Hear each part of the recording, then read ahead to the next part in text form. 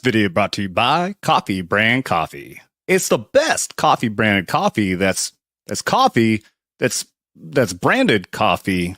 It's coffee. It's really good coffee. You should check it out. Go to coffeebrandcoffee.com. Use promo code VETS. That's VETS VETS. Get 10% off. Coffee!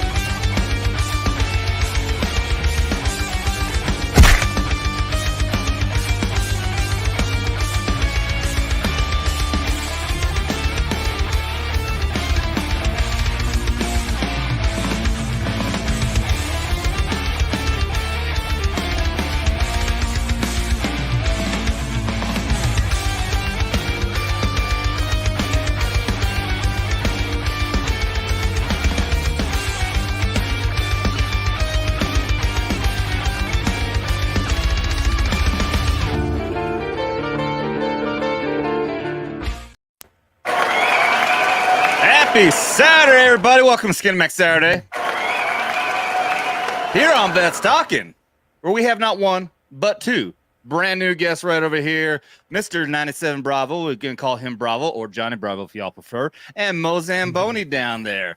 What's going on, guys? We'll start off down with you. I'm going to say hello to you and hello to everyone in the beautiful chat out there. I hope everyone is having a fantastic fucking weekend so far. Mo Zamboni, where I have actually said this a couple of times when you pop into the chat, we met at the MegaCon in Florida. What feels like a year ago, but it was actually like, what, month and a half, 2 months ago now? Fucking weird. 2 months. Yeah. Yeah, we both had like very similar facial hair there. And of all people, we just met each other. We were shooting the shit, talking about the channel and talking about Nerdrotic and everything. And then Star Wars Theory comes by and asks if we're twins. Like, we literally just met, but that's pretty cool. Star Wars Theory. Awesome. Thanks. How you doing, man? Sexy bitches. Yes. We are thanks sexy bitches. Thanks for having me on the show. It's been fun over the last few weeks, ever since we met.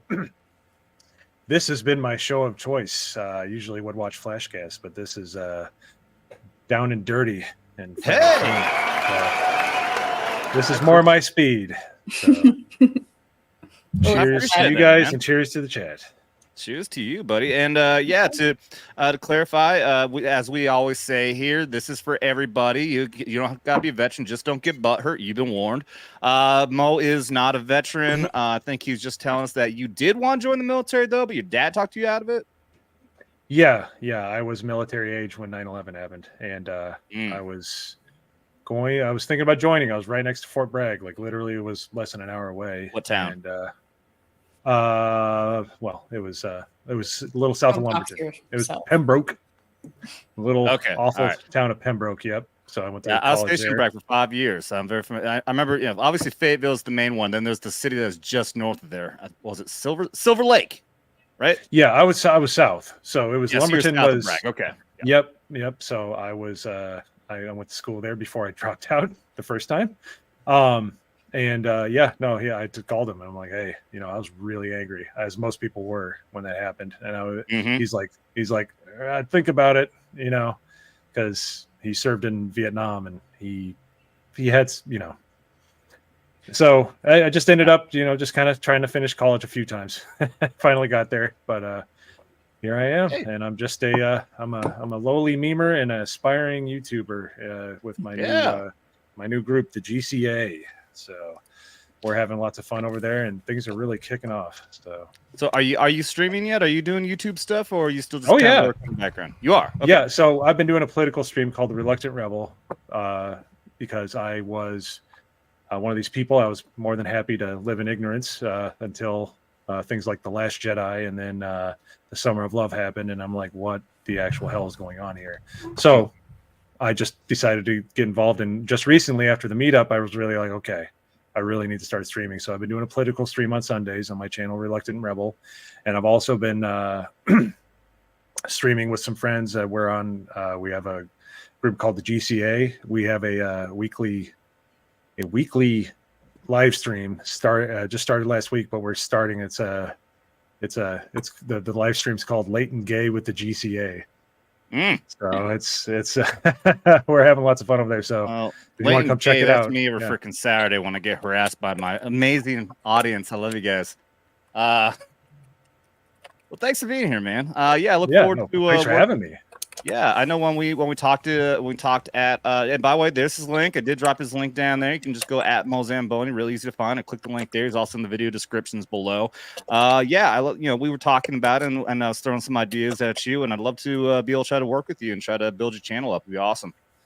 Yeah, that would be great. Yeah. What does the GCA stand for? Did I miss that? I'm sorry. Hold on. Hey, well, I might as well just say it. It was supposed to be a mystery, but I guess I'll blow it. So we were trying to come up with names. The GCA stands for the Giant Collection of Assholes. Hey, all right. There you go. And yes, we are. Every single one of us. It's good to be an asshole. You fit in. You will fit in here just fine. I promise. All right, thanks a lot, buddy. I see super chats rolling in already. I love you guys so much. Thank you very much. Let's go around here to the Marine down below. Green-haired anti-liberal. We call her gal. How's it going, Tiff? I really am. Good. I'm here. I'm alive.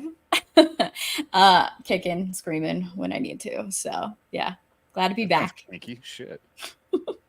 I tell no secrets.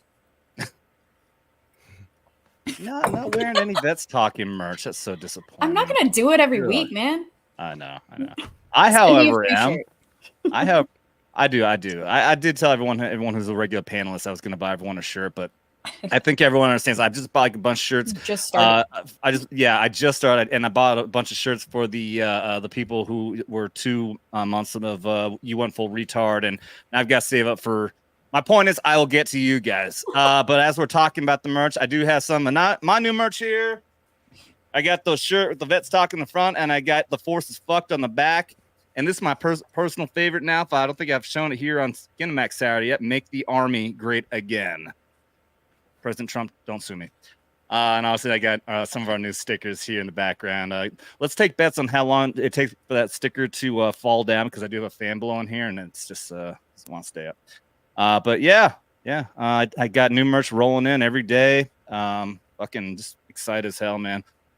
All right, let's get over here to our newest military veteran guest. Goes by name 97Bravo. I took a wild guess that that's a military Army MOS code, and I was right.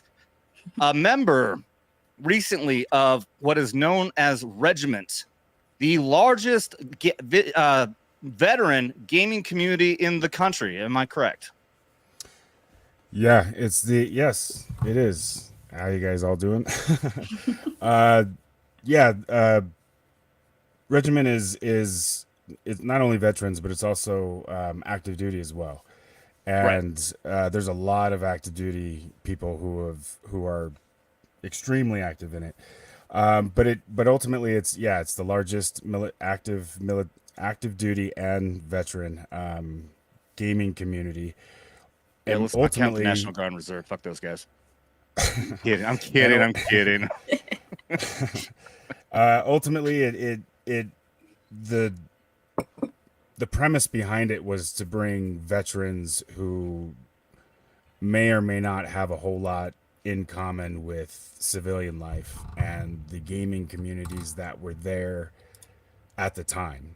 To have a place where we can talk the way we talk, we can act the way we act, and we can do that while gaming, because we all know that vets who game, it's a slightly different breed, and you know, we're this close to getting banned every time that we turn on our mics. So we use gamer it is one words. of those. Yes, and there are, you know, it is a community of people who don't bruise easily, so it's fun. I've, like we spoke behind the scenes, I've only been with it for a couple weeks, just about a couple weeks, and ultimately it starts off, the premise is the community is based off of a Discord server, And so everything is, the vast majority of everything is done through the Discord server, and through that you then, depending on if you have military affiliation or not, you can then become a member. You can, well, you're a different kind of member that has access to different kinds of servers and different kinds of conversations and stuff. But much like you were just talking about here, non-military affiliated individuals can join, or petition to join Regiment. And there are a few that I've actually run into that don't have any military affiliation, but they're involved in the gaming and those sorts of things, the certain aspects of the community making process, but meetings and access to private voice chats and those sorts of things, so that you can have basically develop something for a game that you're just jumping into. All your buddies can jump on this one, come to Regiment, and then while they're there, they can look around and see what's going on. There's other conversations that are going on. It's everybody is extremely passionate, and every single person that I've run into has been just top drawer. They've extremely helpful and just happy that you're there. So it's been cool so far. And it really is. It really is a big deal. When we say it's the biggest in the country, when I looked it up, I mean, you go search their Twitter page, and right away, the first thing you see pinned up there is Dr. Disrespect talking about them. They had sent Dr. Disrespect his own personalized gear, a couple of and their shirts, their gear is really nice. Mm-hmm. Like, I like my gear, but it's nowhere near. Like, they got the fucking like the digital camouflage designs and also their fucking shit on there. Those are badass fucking shirts. And colors too. Oh yeah. And but yeah, that was really cool. That little clip seeing Dr. Disrespect on there talking about that. So I'm like, okay, we definitely got to talk about the Regiment. This is fucking cool. And also, I'll tell you what. They did that with a, what is it, Grunt Style as well. Grunt Style and okay. Regiment. There was a little social interaction that they're, it is 40,000 some odd people are on the Discord server. Wow. So just to give you an idea, and that's I think they just put that out with that, they went over 40,000. Oh god, that reminds me. I had the fucking web page pulled up and ready to go. So while you're talking about it, I can show the freaking web page. But you're a boomer, and here we are. I'm always a boomer.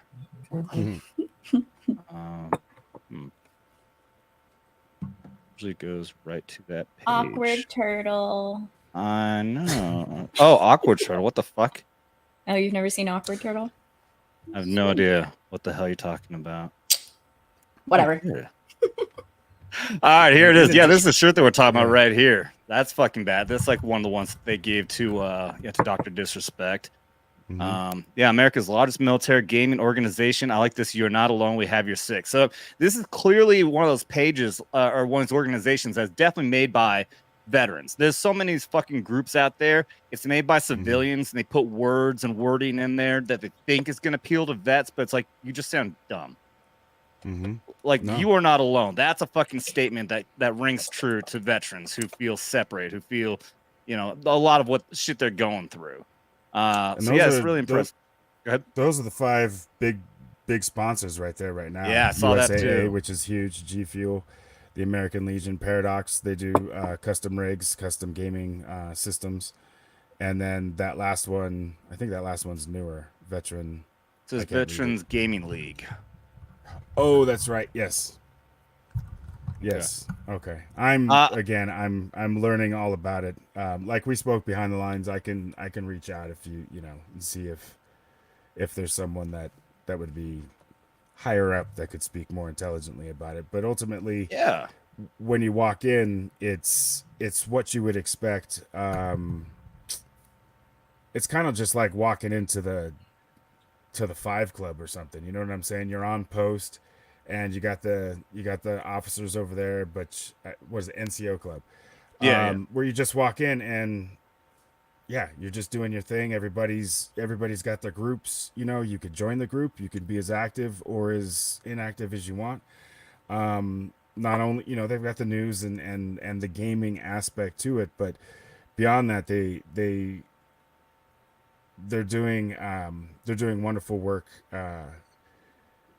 for charities as well. And so there's Yeah. a lot of the different they've got the different tournaments and those sorts of things. They're raising money, they're making it, you know, big and sexy with, you know, several thousands of dollars for a tournament, those kinds of things. Yeah, I mean, and making connection with USA G Fuel. I only ever know G Fuel through PewDiePie, but I know it is a big product. Kudos to the American Legion though for actually doing something that'll actually connect with younger veterans. My God, Well, that was a with lot. the VF fucking W. That was a huge to see that. I mean, I've seen the evolution of I've watched Regiment for years. They were founded in 2020, and I've been watching them for years. They're watching them grow and everything, and they're fantastic. And finally decided to get involved, but the charity aspect of it, and then, you know, they've built upon themselves. You know, it just wasn't some servers on Discord. You know, they've grown into this huge community. But having the American Legion involved, it sort of added another layer. You know, when I came back around, and I do think it's important, to your point, that they reached out to a younger audience, because everything is geared more towards, it's almost Vietnam era still. So Oh yeah, yeah. I've told the story many times. I got very highly involved with the VFW. I was in fact a post commander, and they got me wrapped into both the district and state level shit. And the politics behind just got ridiculous to the point where it, like, all they really cared about was getting more money out of memberships and getting more. I actually had somebody tell me this, that getting more members in gave them more influence. It's like getting more power. It's like the same reason why California wants to bring immigrants in. It's not just to make them voters, but to give them more voting power in the country, because as people leave, they lose seats in the House. It's the same thing with the fucking VFW. I don't know much about the American Legion, but I assume there's still a lot of people have that mindset too. But yes, the real focus should be try to reach out to the younger veterans so we can help them. That's supposed to be the entire purpose about that. It's not the power of the organization. It's about the people within it that we're trying to help. That's the reason why I dropped it. I'm like, I don't ever want to go to a fucking any more meetings ever again. I might pop into a VFW post, have a beer, and shoot some shit, but I am not going to get involved with politics that anymore unless they fucking, yes, it's the old crusty Vietnam guys. Sorry to anybody out there, if any of you are, I'm talking about any of you because I know you're not all bad, but there are guys who just refuse to change in their ways. And so to see what you're saying, that the American Legion actually wants to work with an organization like this that'll actually wants to actually work with and communicate with younger veterans in a real way, rather than say, hey, sign this paperwork so you can be a member and give us money, and then not do anything else with them again. Right. And and that's that. Showing that step was huge, because I had even, the organizations, they're great for what they do, but they confuse their need for power with their ability to help people. And if they would just help the people that they have and focus on those sorts of things, there are a lot of organizations out there. The reason I liked getting into the gaming aspect was the different things that they're finding out since 9/11 and the war on terror, was how these soldiers and what's going on with these soldiers is being handled differently than how it had been in the past. And so gaming, as you know, you'll hear your Daily Wire types talk about their opinions on gaming, and they can stuff that shit straight up their ass. There is we talked about that last weekend. Yeah, there's a marked difference that they're seeing in vets as far as PTSD and traumatic brain injuries, TBIs, and those sorts of things, and verbal abilities and cognitive abilities and dexterity, those sorts of things, and that is even beyond just the personal link of linking up with your friends and feeling that energy over the airwaves as you're on an adventure or whatever you're doing, you know. And talking, I do want talking through stuff, you know. Not everybody has friends that stream, and so, you know, you can get more personal and those sorts of things. And they're finding that especially with vets who are not too fond of opiates or being drugged up or anything like that, they're finding that it is a tool that's benefiting a lot. 100%. Yeah, it's a great distraction, and I will want to circle back. I got to get over here and say hi to our awesome chat. Get down to some super chats here. I do want to circle back to that conversation. Also, want to ask you about your career and what a 97 Bravo is. Although we already talked about this, but I'm gonna come through here. We're gonna say hi to a few people. Starting off right here is Mo Zamboni guy, fucking weirdo, keeps on popping in the chat all the damn time. Stalker. Blue Cord Devil, what is up, Blue Cord, my friend? Tris, hello, veterinary doctors. Hi, Tris. Yeah. Hello, lovely. Yes. I was gonna say something really bad. I saved you. It's fine. I'm gonna stop myself right there.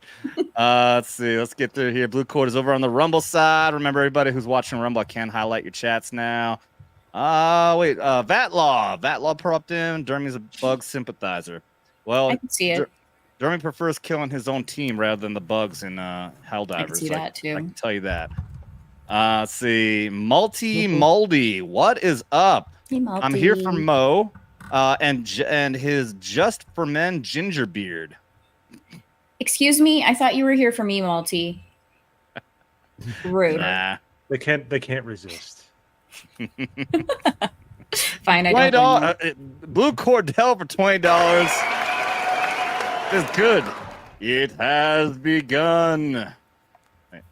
And with that, I'm never prepared. Fuck. It has begun. Thanks. Blue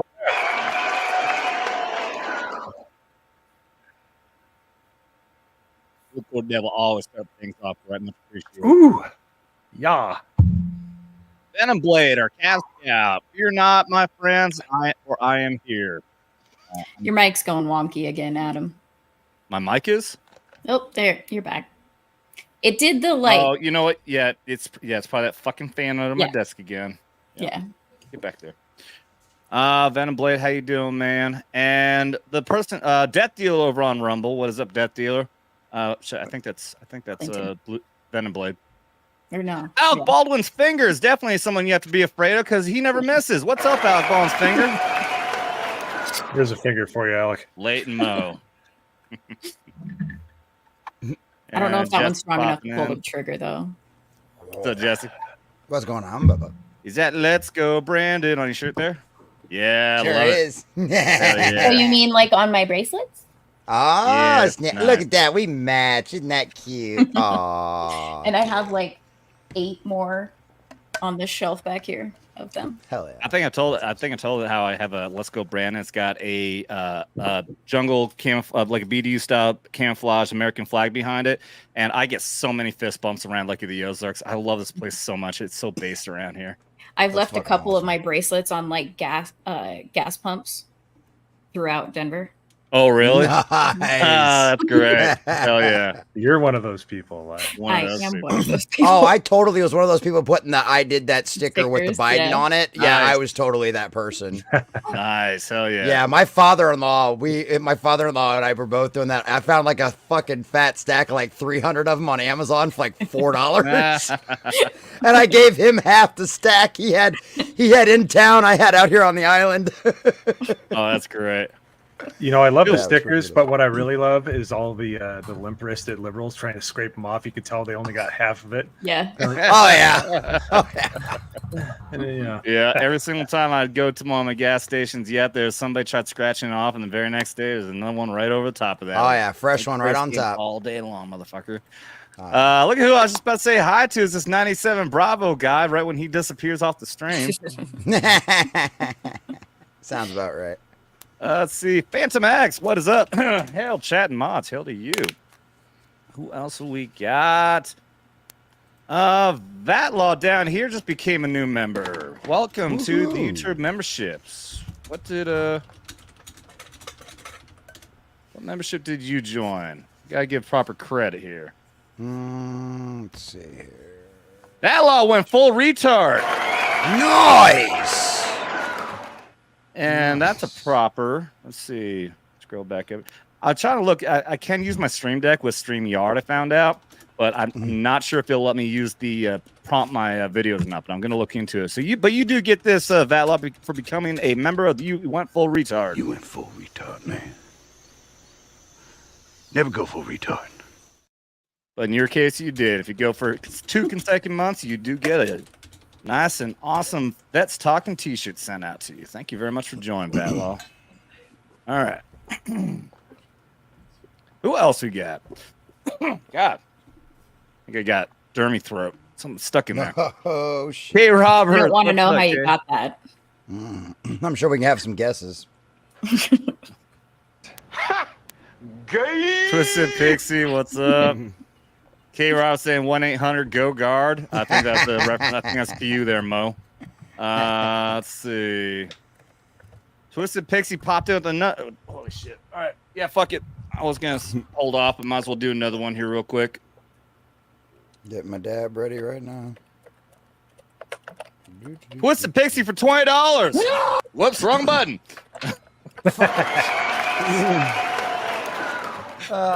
Easter blessings to you. Easter blessings to everyone. Bottoms up. As well to you. Happy Easter, everybody.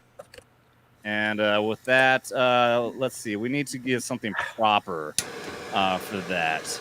So, screw it. We're just going to tase Dermy in the face. That's the stuff. I like the intensity. Eye of the tiger. Good. You're holding 50,000 volts, little man. Don't be afraid to ride the lightning. Stop! In the face! In the face! Thank you very much, Twisted Pixie. That makes me happy every time. It makes, I like makes how- me so happy. It was for an Easter blessings super chat. Yep. So we taste Dermy in the face. That's an Not Easter that we had blessing. any Come good on. ones for that anyway, but I have nothing more proper than that. Yeah, that's. Yeah, I think there's I think nothing that's a proper. blessing. Yeah, I think that's a blessing to all to see Dermy electrocuted. At least it wasn't sexual. All right, can you just accept that as a See? blessing? There you go. Because we do have Some those too. To some people, that is sexual. Don't Yeah. judge. Some people. I think Hey, it is I'm not. subjective. No It gets kink off on shaming it. around here. Oh yeah, well. For anybody No here who's kink new, which I shaming. think we do have a few new people, that we do have drinking game rules do apply. Any single super chat, we do still show $20 or more, and we do shots. So that's why we are taking shots, and why we abuse Dermy, because we just like getting drunk and hurting Dermy.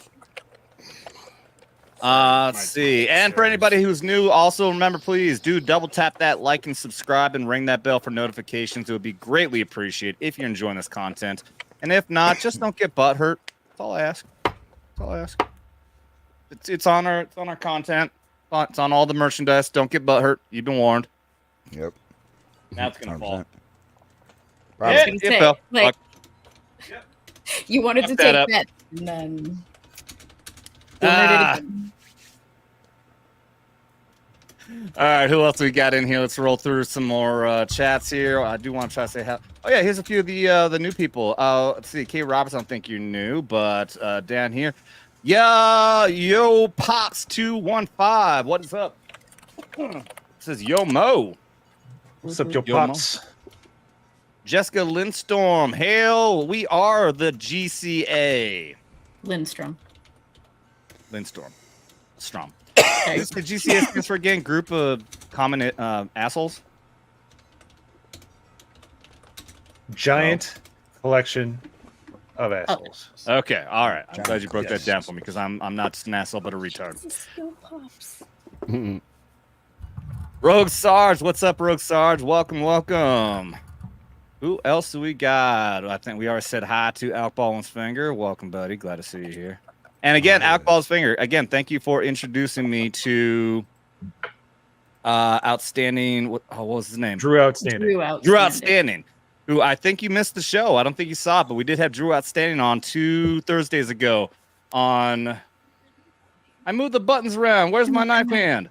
He There said it he is. was gonna. Adam He said he was Jones. gonna. He said he was gonna catch the replay on that, so he probably did. Okay. All right. Cool. Cool. All right. And see. Got Bubba motherfucking Ford just became a new member. Scroll down here. Became a member of the Simple Jack. You are Simple Jack. Cheers to you, Bubba motherfucking Ford. Damn, I gotta put a new card on my pen. And Forging Valerians. Hi, I'm late, but I'm here. Hi, Elmo. Mo's bringing a lot of fucking people over here. Welcome. I like how you said Heil. Did I say Heil? Yeah. Okay, well, Miss Heil Pickles over there. Hey, I said yeah. Heil. I gotta get Heil. sorry. I gotta get props to Forging. Forging is one of the young gents that we met at the meetup, and he is just all full of piss and vinegar. He is coming out hard. yeah. So he's the one that got us up our ass. So Kalen, his name's Kalen. Thank you, bud. Dude, you're in the right fucking place here. If you like hearing the fucking soapbox rants, you get that a lot from everyone. Mostly me, but I just can't help myself. I never get on a soapbox. Yeah, no, every time you got get like angry, 3 or 4 in the every time back. you What are get you angry, talking you about? Raise your voice, you turn red for like 3 seconds, and then you stop yourself like, nope, like you said. I don't know what you're talking about. I am a perfect little angel. Yeah, that's relative term for What? Marine. Relative to Marines, yes. As compared to literally Lucifer himself? Sure. Sure. You dick. Okay, we're gonna get maybe drunk later. here early, guys. Wait. Hold on. I haven't even got to Alec Baldwin yet. Yeah, you saw that one come in, right? I see it at the top. I see it at the top. I saw that red. Oh yeah. I got to get through a few of these other ones up first because I know I won't remember to circle back. So I got to do this now. Let's get through these. Blue Core Devil gifted 5 Vets Talking memberships. That is $25. Welcome everyone new to the Tropic Thunder membership. Much appreciated there, buddy. And let's watch Gal beat the shit out of Dermy. Hey, help me, please. Stupid holy. Whoa! Yeah, that's right. Take that. Take that. You got him. You got him. Enough. Are you okay? Yes, Okay, yes. I'll be right back. Hey, Said, come here. No. I think he's out enough. Cheers to you, buddy. Again, that's totally not like me, but it's still. No, not at all. Yeah. Aren't you the ones gonna like? All Marines are experts at being able to control their anger. Yeah, I am level. Aren't you the one that's gonna mace? Aren't you the one that's gonna mace Dermy in Vegas? Shut your mouth. I can't wait to get that on video. My God, Tase him. Vegas is gonna I'm happy be about that. Oh, can I be the one to tase him? We can make that clip real. No. That's me. I'm the one who gets tasted. But we can make that clip real. We can do it twice. Well, I don't think that you got him $100 on his stream for that, though. That's how it works. Ooh. He's not going to do it for free. And actually, to be honest, he's a cheap hooker. He was only going to do it for 50, but then he got another 50 after that. So he got for 100. He's a very cheap hooker. Vet Law. Oh, yeah, we already said how to Vet Law, but doesn't have a problem. I can say it again. JB, what's up? That they called Steven Seagal a fake, and his CIA contacts shut the stream down. Wait, we talking about my stream? Oh yeah, last week. Yeah, right, yeah. Yep. I forgot about it. Yeah, we were talking about Steven Seagal and what a fucking phony he was. And then Showing all that gun footage and shit, yeah. Yeah, our Marine. Yeah, check this out, you guys. Bravo and Mo there. Yeah, our fucking Marine, who's a gun expert, training. He pulls a fucking just the lower of a pistol. It's not even a complete pistol, just lower. He's trying to play it safe.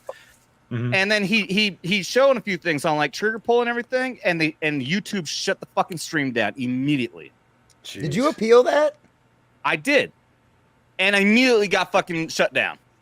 Are you fucking serious? Immediately. It took like 5 minutes for them to come back and say no, and there's no way to follow up. There was not even a fucking way to follow up after that. Like, nope, there is not. I fucking we have had YouTube. guns. I've had shown my fucking AR-15 on here. We have a video of Dermy getting shot in the dick that we show every single, at least twice a week, because we do it on both Cinemax Saturday and on Knife Hands. Mm-hmm. Never got shut down.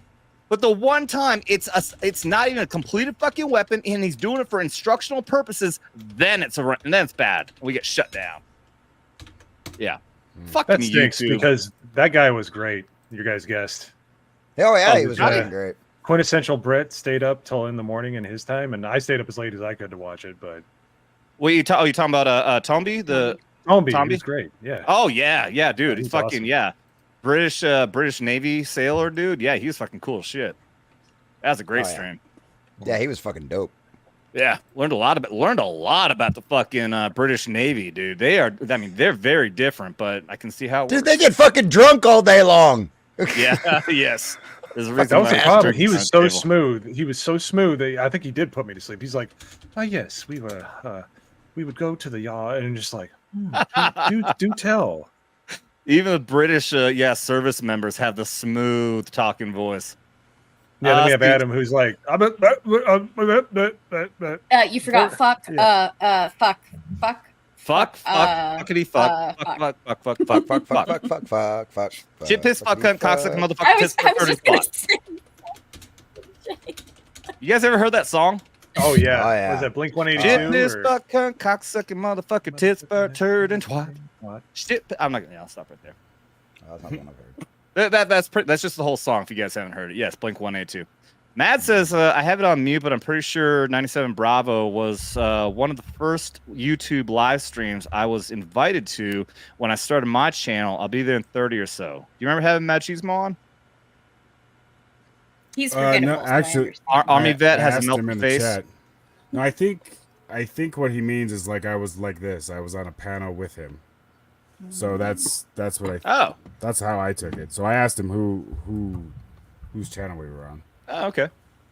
Cool. All right. Well, we'll Fair hear enough. his fucking loudmouth here in a little bit, must have been. unfortunately. Yeah, I think it was a while unfortunately. ago. Unfortunately, indeed. Dr. Butcher, what's up? I'm going to roll through these guys pretty quick here, guys. I know we've been going here pretty long. Ruben, Christopher Haynes, what's up? Hail Vets Talking Chat says hi. I sent her to bed. I am going soon as well. Happy Easter. Happy Easter to you, Ruben. I am hoping you guys are doing very, very well. Let's see. Bubba motherfucking Four is still here. Let's go, Brandon. Let's see. Let's keep going. Cliff Anderson over on the Rumble side. What is up? All right. Okay. Apparently I was wrong. This was not Alec Ballin's finger. Mm-mm. Oh no, that's a different one. That's Yo you Pops 215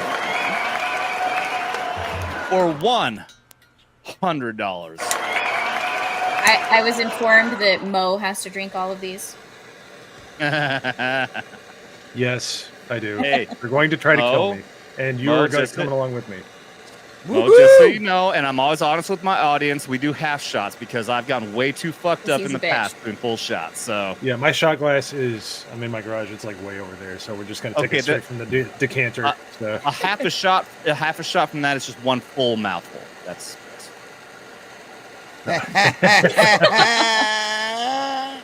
Cheers, guys. I smell fish in here. Yep, smell like fish. Fight. all right. Well, I'm gonna break this up into 4 shots. You don't have to take them all right now. I mean, if you are taking 3, I'm gonna separate them. That's why. For the love of God, Jess, if you're gonna do that, can you mute your mic? I was How about wondering now? if Better. I could still hear it. All right. So I'm gonna break Damn, I this was up hoping into this 4 one was a shots. lot quieter than the last one. I'm not gonna do them all right now. So we'll come. That's why I was gonna go through his other ones, and then we'll do 4 shots of this over an amount of time. Oh my! Very fat, I see. Congratulations, Mr. Sims. You are the fattest boy in camp. All right, let's get Get down! Cheers to you. Cheers. Yo Pops 215. We will circle back to that again here a couple times. It is so much worse. I refuse to turn my air conditioning off. It's like 77 degrees in here right now. Well, I'm sweating a little bit, and the whiskey is warmer than usual. And it actually it doesn't help. Oh God, if I'm gonna do this, have it warm in here, I gotta put that in the fridge. I think before I come on stream. I don't know why it tastes so much worse now. Usually it tastes great. I love. Bravo, you familiar with Redneck Riviera? I'm not. No. So this is a whiskey. I know these guys picked on me for a long time, so I don't really promote all that much anymore. It's made by John Rich of Big and Rich, and it's actually because he is such a patriot as well. He does special promotions and proceeds to the Folds of Honor. Excellent. Some of the best $20 whiskey you'll ever drink, and it's it's really good whiskey, and all goes to a great cause and a great man as well, being John Rich. Wow. And if you're ever down in Nashville, which Gal and I have now both been to the Redneck Riviera Bar in Nashville, awesome place. Yeah, Folds of Honor is a great organization. I was listening to Dan Bongino before I started the show here. And he said that not only is, there's the messed up, fucked up situation where in New York you had O'Biden, and yes, I meant that. O'Biden, Clinton, and all these other fuckers went to a great big gala, with pop stars and rock stars and movie stars and everything, where they're raising, you have all these millionaires throwing money at them. 30 miles away, Trump is out there at the wake of the officer who was killed by the career criminal who should have been in jail before that ever happened. Not only did he do that, but Trump donated through Folds of Honor to pay off the mortgage of the widow's home. Oh, geez. Yeah, that's great. And I know the leftists, I guarantee, will be so ignorant and so repulsive they would probably think, oh, he's just doing that to get political gain or some shit. No, those of us who have actually been paying attention know that he actually is a good guy, and he wanted Never to took do a salary. that. Absolutely wanted to do it. While they're trying to take all his money from him, he's still willing to do that. So I love that guy, man. I'm legit. I legitimately. I've never talked politics with either of you guys, so I hope this is okay with you. I've never been more excited for a presidential candidate ever. Like, anytime there's been a presidential candidate comes up, there's always that skepticism, like, motherfucker, you better not fuck us over. And with Trump, I'm like, dear God, please get in here because I know you can fix this shit. So that's my little political spiel on here. That's where you go back over to Knife Hands on Thursday for more talk like that.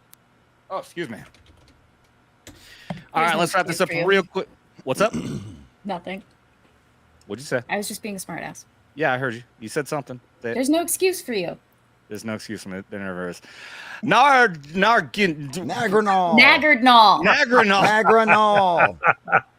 I'm just glad I didn't fuck that up any worse, because that could have sounded like a racism if I'd done that differently. No, you just called him a nard. Like, Yeah. I don't think that's much better, honestly. It's really not. It could have been a lot worse than using a different kind of sounding N-word. Hail Nagranol.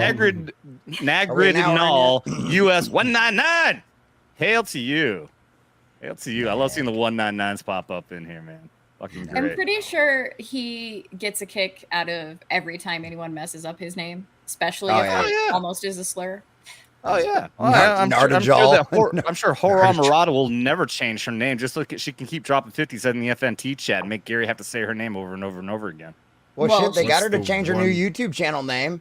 It now is officially Abysmal Critic instead of Abyssal Critic. Yeah, she officially changed it. Yeah, she officially changed it yesterday. Because it was Jeremy was the first one to get it wrong. Yeah, and he called it Abysmal Critic. And then Gary did the same fucking thing on Friday Night Tights, and he was like, just fucking change it. Abysmal Critic's a way better name anyway. All right. So she announced on Twitter, she was like, I changed it. So when I went to be on the midweek hump in Vegas almost, exactly a year ago, the Matt Kadish, who was on the show here, part of the Salty Nerd podcast, he was the dude. He got everyone's name so he can put them up on the screen, and he goes, so what's your name? And she goes, Hora Murata. And he had this look like, the fuck did you just say? Like, his look was just, it was a quick pause, like, what? Horror. It was great. It was I'm horrible with names. It's difficult, like, especially when you're streaming. I don't have it all set up all perfectly and stuff, and I need bigger letters, because some of these names come across and I'm like, what in the hell does that say? I need something about that size is probably what I need to do. Yeah, I can see how Nagranol could, like I said, look like racism if it was any smaller with my bad eyes as well. All right, MMAK, Reese's King Jr., what's up? Mr. Self-Destruct, hail. Oh wait, I think I did. Okay, so we got Bat Law coming up for a super chat. Let me look over in the start section. How many more do we have? Okay, so we still got to do 3 more for Yo Pops, 1 for Bat Law, and I got a member chat. All right, I got to pace myself here, guys. I promise I will get back. Somebody here, Gal, you're sober over there, if you can remember. Okay, thanks. I've only got about 10 minutes. I don't really know. We got 4 left. We got it. Yeah, we got 4 left. I'm just stoned. I'll be fine. Bring back common sense, our awesome Aussie from down under who doesn't exist. Trump doesn't get enough credit for things he has done over the years. No, he does not. I love how you Aussies out there. I've met so many Australians, even though you don't exist, who love Trump and are so fucking based as well. I don't know how. Well, I do know how, because you live in a fucking communist fucking totalitarian shithole where you can't even have guns to protect yourself. I love you guys though. You know what I'm saying. Just your government's fucking terrible. Vor Axelon, member from 8 months, says Woodinville bourbon made in Woodinville, Washington. Ooh, yummy. Okay. Moving on. I guess apparently I have to try Woodinville whiskey. I don't know if I want to go to Washington for it though. Although I have a lot of family up there, and I'm so sorry for them. Oh, Vor says that's what he's playing the drinking game with tonight. Oh, gotcha. Okay, I'm tracking. Yeah. I'm tracking. Vince G says, howdy, sorry I'm late. Hey, it's okay. We were late too. Just on time. 3 minutes. Zombie Box Reviews, what's up? Our very first donator ever. Love it, man. Love it. Don't read that. Don't read that. Oh, don't read that. Do not read that. See? Yeah, don't read that. Up, dude. You were setting me up. I almost read it. I almost pulled a fucking anchor man and just read the fucking I was like, stop. Nope, don't read that. Nope. Oh, it says, Adam, you are correct regarding our government. I know you do. I know you guys all appreciate that. Don't remind me one more time. Thank you. All right. Yeah. All right, we're done. We got one more new person, Shadow Chaser. Shadow Chaser. The same way. I like the Canadians, but they have a horrific government. Yes.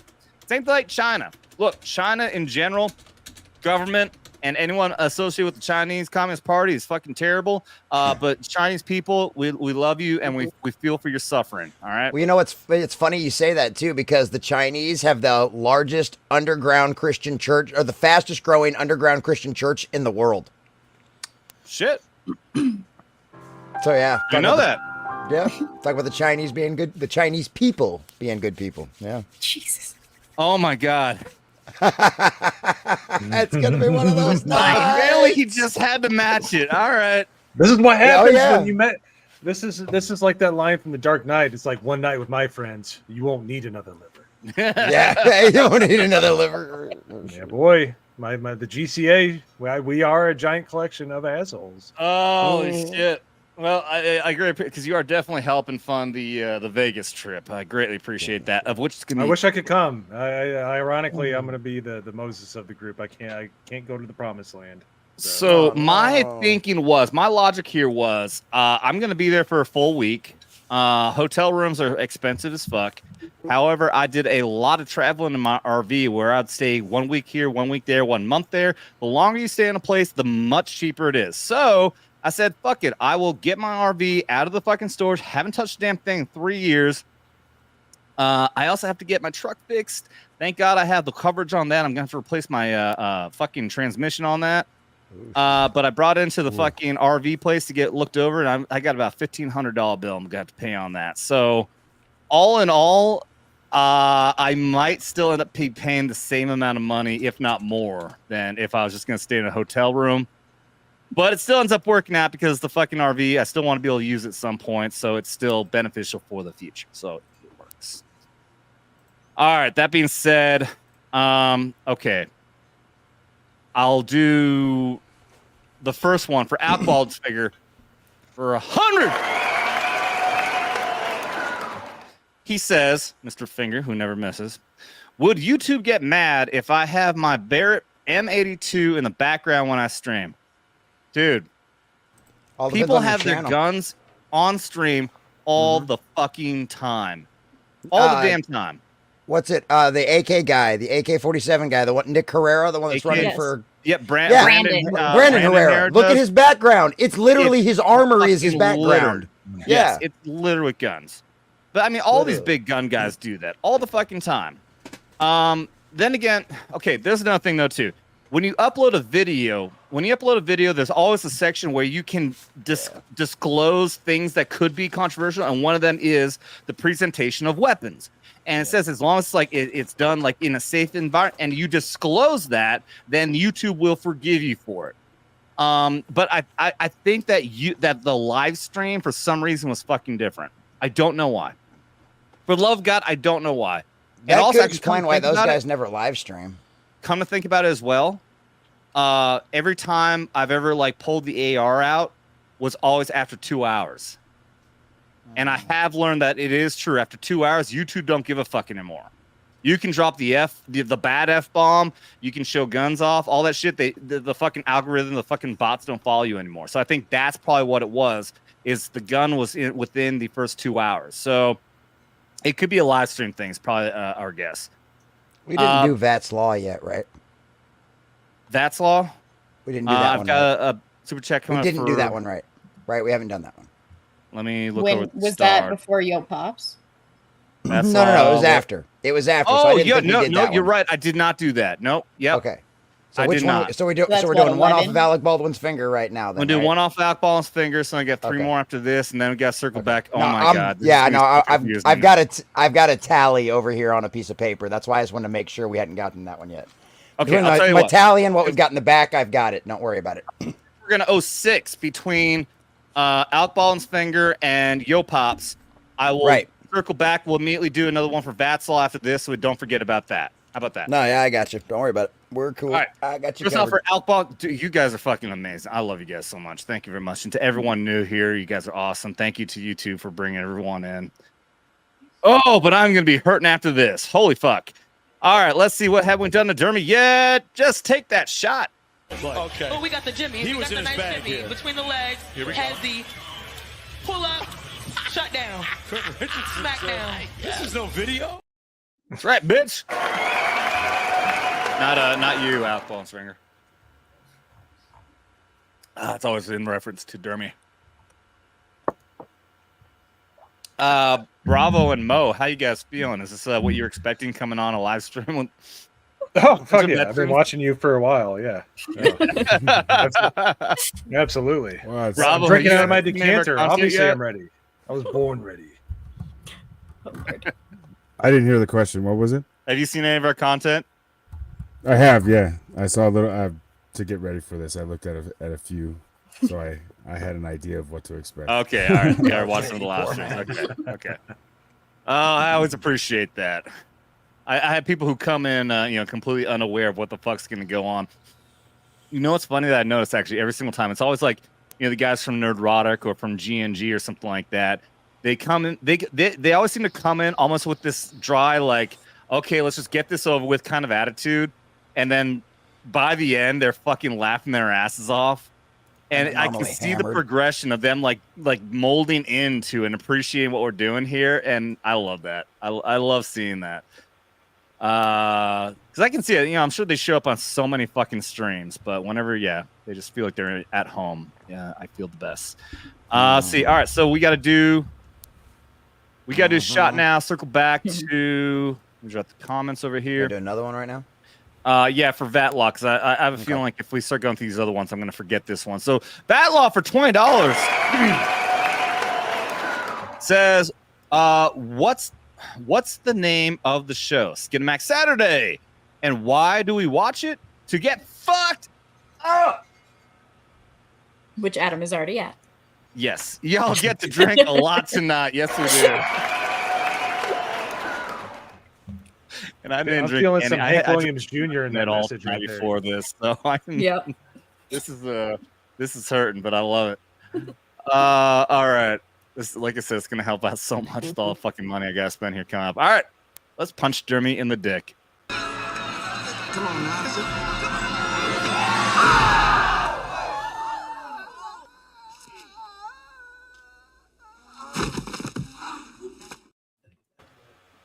Thank you you very much. That was Batlaw? Yeah. Batlaw, thank you.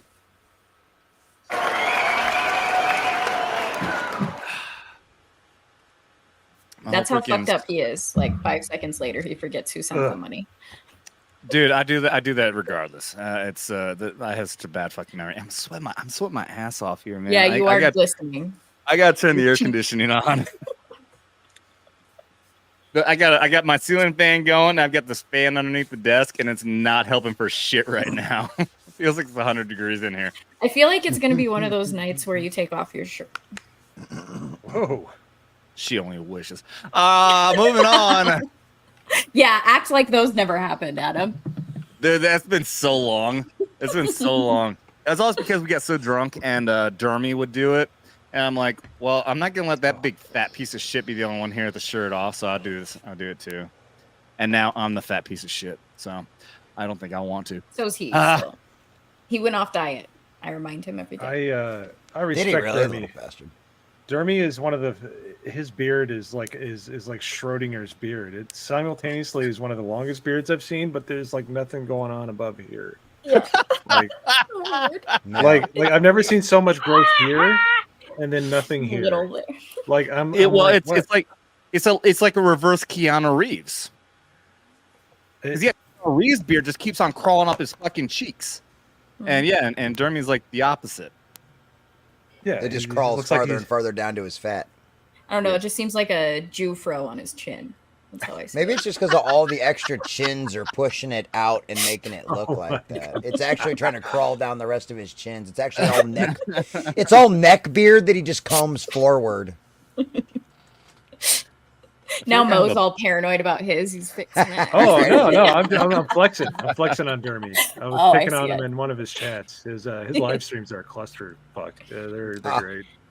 Well, you know who's got epic fucking beard here? Looks very distinguished with all that whiteness. There is 97Bravo. Dude, I know it's a fucked up ass show right now, but I love having you here. Been very quiet. I did tell you we're gonna get back into the gaming conversation though, but like I said, I looked up 97Bravo, wasn't sure what it was. I used to be a 96 Romeo back in the day, which used to be ground surveillance systems operator. It was military intel. But I don't think you went to the same school. But why don't you go ahead and tell the audience what it is that you did in the military as a 97Bravo? Okay. Well, I went to Huachuca, so that's where the Asians course is. And so, yeah, it's... we still got to say what the MOS is. I didn't say it. It's 97Bravo. The MOS is counterintelligence agent, and the schoolhouse is in Fort Huachuca, and yeah, it's talk about a clusterfuck. That schoolhouse is off the chain. Well, military intelligence in general is not regular army, and so it's my experience in the military was even more different than most even military intelligence people. So Fort Huachuca with the agents course, and basically you learn how to write reports and you basic offset at the time anyways, you offset with your echoes, which were your interrogators. They call them something different now, something flowery or some shit, but it was was the interrogators actually that's different from human intelligence, right? Right, so I think it's like force protection, something or other shit now. Human intelligence.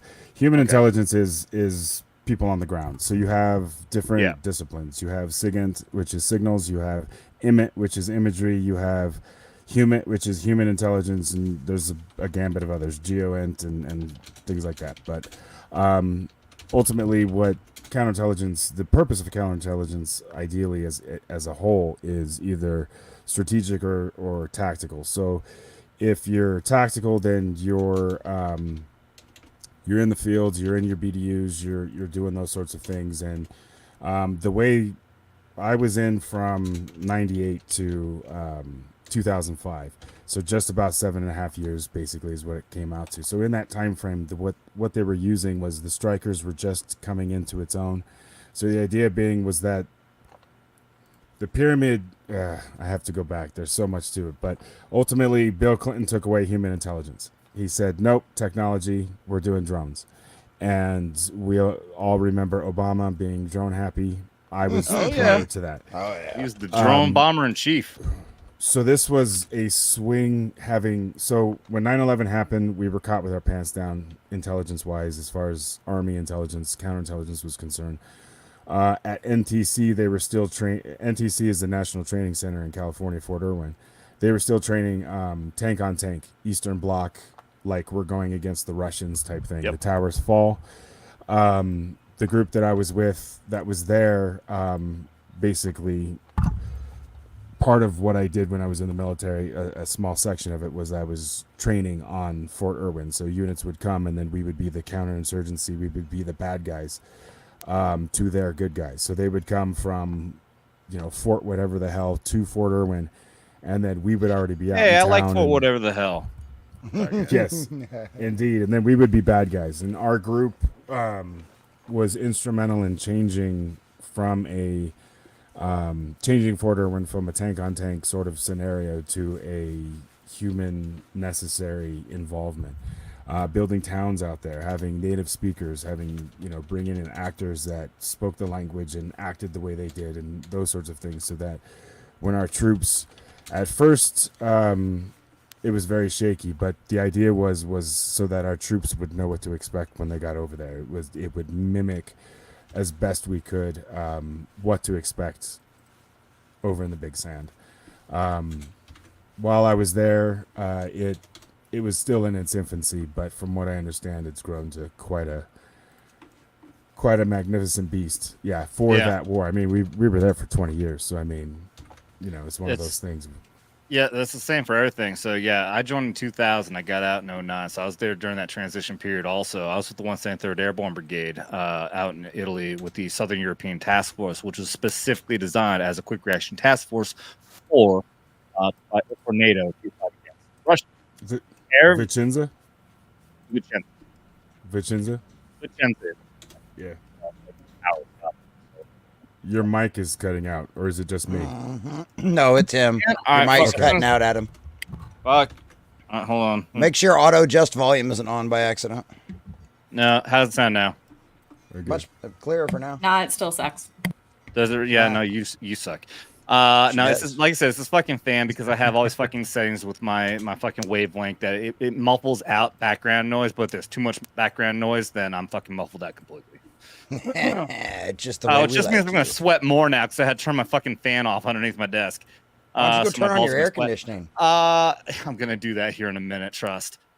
But same time period, 2000 to 2009. So yeah, early on, there was that transition period where as a 96 Romeo, we were the only all male MOS for MI. We were like you said, I know the clusterfuck weirdness of fucking Fort Huachuca you're talking about. 96 Romeos were always every single class is only like a platoon size element, like 60 guys at once, and we were just one platoon. We were thrown in with 96Bravo companies, which are the intel analysts. Yeah, those guys are there for like 5 months or some shit like that. We were there for 6 weeks. It's funny that my basic training is 9 weeks, AIT was 6 weeks, airborne school is 3 weeks, is all threes. But yeah, Huachuca was funny. Huachuca was weird. In my experience, we were the only ones always out there getting smoked because our fucking drill sergeants want to treat us, like they're preparing us for combat and shit. And all the other fucking intel guys like picking on us and called us pop-up targets and shit. Like, oh, look at you! You gotta actually do shit and fucking like carry a gun and shit. And then I get to my unit, we're in a fucking infantry Lurse attachment. All of a sudden, we're getting called pogues. Like, I can't fucking win anywhere.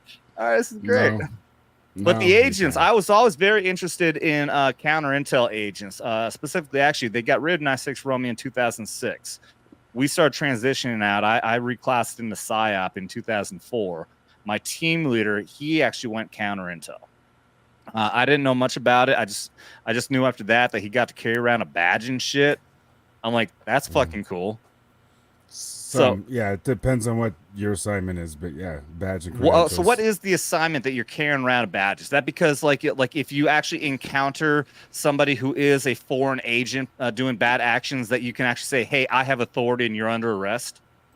That's actually, well, that would just be for identification at that point. We have no authority over, in the United States, we would have no authority. We'd have to call somebody else. But yes, it's for identification purposes, but primarily part of the function strategically would be investigating. So that I'm going to throw terms out there, but trust me, it's not this way. This is why we have civilians on the panel. Mo, if anything gets like, if you get in your mind like, what the fuck did he just say? Then say, what the fuck did you just say? Please. Go ahead. Yeah, well, That's fine. So I'll just pretend like I know what he's talking about. And no, Mo, this is the reason why we like having civilians here. We want you to do that for the civilians in the chat. But the idea is that you're investigating espionage. So it's force protection element. But the idea is that you're trying to find those elements that are trying to attack the troops, the base, those sorts of things in the United States. OCONUS, which outside the continental United States, the mission is completely different. We are then investigating. They call it force protection, but ultimately what it is foreign spies. In that particular instance, depending on what you're doing, you don't have much identification on you at all. And so it just depends on what your mission is and what you're called to do. Even overseas, I was involved with giving briefings, security briefings, people who would come into country. I would be the contractor in plain clothes that, hi, I'm Mr. So-and-so, and I'm here to give you your security brief and blah, blah, blah. And they just wouldn't even remember me. So there was an aspect of that where you would give, hey, look out for bad guys. Don't talk to strangers. Don't do, but you're overseas and you're trying to tell military members tend to be, leaning forward in their seat like, okay, fine. Contractors, depending on how many times they've been over there, civilian contractors, they're not paying attention to me until a few slides in, and then I start showing them the nitty gritty as far as the cool stuff that's going on in country. Cool meaning things they need to look out for. Very active terrorist threats or any number of things. Where I was overseas in the Middle East, it primarily dealt with infiltration. So if you've been overseas, you know that there's contracting. The military doesn't take out its trash.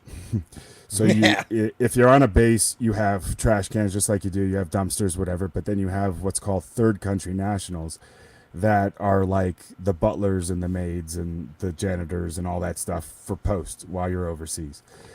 So depending on where you're at, most of the time, I was stationed in Kuwait, based in Kuwait, and then we operated in the region from there. But a lot of what we had to worry about was infiltration. So you'd get these whomever the hell from the Philippines or from, some Muslim Asian country that would go to Kuwait or move through Kuwait to Saudi Arabia or whatever, that would try to get on post because that's where the money is. I don't know if it was common when you guys were over there or if you guys were over there, but there were times where third country nationals would clean your barracks, would clean the brick buildings that people stayed in or whatever have you, depending on what kind of unit you were assigned to. So sometimes the vast majority of people that go to Kuwait, they're in tan BDUs, DCUs. I forgot, I don't even know what they call them now. But they're in uniform. You'd recognize them. Hey, look, they got the helmet. They've got all the stuff. That's a soldier. For those of us that didn't wear the uniform all the time or at all, we were stationed with the MPs, MPIs, CID, those guys who were also in plain clothes or cops. They just left us the hell alone. We left them alone. Which why CID is the one I was getting confused with when I was saying like, oh, you didn't train it with Chukas. I was thinking of CID, Criminal Investigation Division. It's the Army's version of NCIS because everyone knows what that is. Right. NCIS. Yes, exactly. NCIS. Is it NCIS? NCIS is also Navy Criminal Investigation Section. They and also, for us, it's Criminal and Investigation Division. And they have which that, they probably didn't want to put Army because hat. then it would just spell acid. That would have been great. That would have actually made a lot of sense too. Right. Navy Intel. And then Air Force too. Yeah. We've got They're our fantastic. OSI. We've got OSI in the Air Force. It's OSI. What does that mean? OSI has Office of Special Investigations. Okay. Are they dual-hatted? Is one more investigative and the other one's more intelligence-driven? I forget. I get the Navy and the. Well, I Air know with Force the Air things, Force, so a lot of the time it's more internal investigations with the OSI. It's not, but I know. Well, okay, I take that back because I remember going through a briefing about their job because they're always trying to recruit people to get to do that shit. But like on CONUS, it was all investigating local. A lot of time, like they'd come and investigate you. Like if they had questions, they'd be questioning you instead of like the cops or something like that. But overseas, yeah, it was the guys going out and hey, you look like you could grow a scruffy beard. You want to try to grow a scruffy beard and go outside and you look like you got a few tattoos. You want to get a whole bunch more? Yeah, that kind of stuff. So nice. Jesse does put the special in investigation, right? Absolutely, 100%, no doubt about it. I'm kind of retarded. Not gonna lie. Not gonna lie. Really quick, Adam, I do gotta hop out. Oh yeah, Gal's got to get out. Yeah. Gal's gonna fucking dip out. I'm not surprised. Fuck off. Go ahead and take off, Gal. True. It was you got great anything coming to on with meet YouTube you. and all that? Probably after Vegas. So I just finished Animal Farm on my Thursday cooking the books, where I check mark the books that you don't have time to read off of your book list. I will read them for you and you can just listen. So right now, not really anything on my channel until I get back from Vegas. So in a couple weeks. But check out my Twitter. I'm going to put a poll out for the next book that I'll read, as well as on my community tab for YouTube. So check those out in the next couple of days. But otherwise, yeah. Before you leave, one, thanks for being here. All the crayons and all that. I need to get your opinion on this Marine right here. Oh God.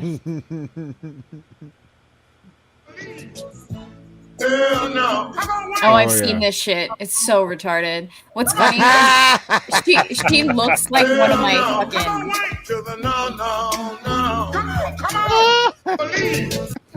I actually fucking analyzed this. I'm like, this is what happens when you straight leg that shit. Like, look at her legs. Like, are you kidding me? Are you retarded, bitch? Are you retarded? Yeah. Are you Marine? Yes. Yeah. Let's see. Somebody said, feminists, we want equality. Equality in reality. Like, look at that. She's not even bracing herself. It is insane to me. Just what are you thinking? Stop. Straight leg. Just, of course you're gonna fall.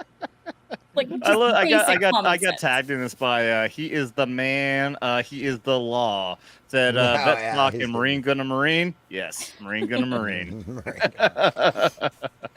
Yeah, it doesn't make us look too good. Definitely not. Oh, she actually reminds me of one of my roommates I had before I picked up rank and didn't have roommates anymore. How long were you in? So 4 years active. What years? Not long. 09 to, well, technically to the end of 12 because I had terminal leave. Yeah, she's one of those ones that makes us feel old, and yet she's still been out for like so much longer than the. Yeah, I've been out for 12 years now. Yeah, I know. It still feels weird as shit. Yeah. We got Scotty the Machine Dumber just got out in like 2020. Yeah. Yeah. Well, then we got Alf getting out this spring. I was in Okinawa, for 2 years. I didn't know that. Yeah. And then Pendleton for the last like year and a half after training and everything. It equates. Nice. About a year, I guess. My brother was a Marine. Oh, nice. Where was he stationed? So, yeah. So he was on the, let's see, he was on the JFK, he was on the Lincoln, he was on the Enterprise. Okay. He was on Mardet, and then he went Spooky. Gotcha. So he went Force Recon and then sort of... Yeah, ghosted. Yeah. We'll say. Which is kind of the direction I went. Yeah. It's kind of in the family, It's I a guess. family full of spooks. Just a little bit. So Vatlaw is the one that tagged me in that. Thank you very much, Vatlaw. Greatly appreciate it. I see what he means. Got it. In that little... Nice. But this is Thanks, way Vatlaw. so much. That was way better that I get to introduce you to and get that reaction out of you. Marines, if you don't know, our favorite snack in the world is crayons.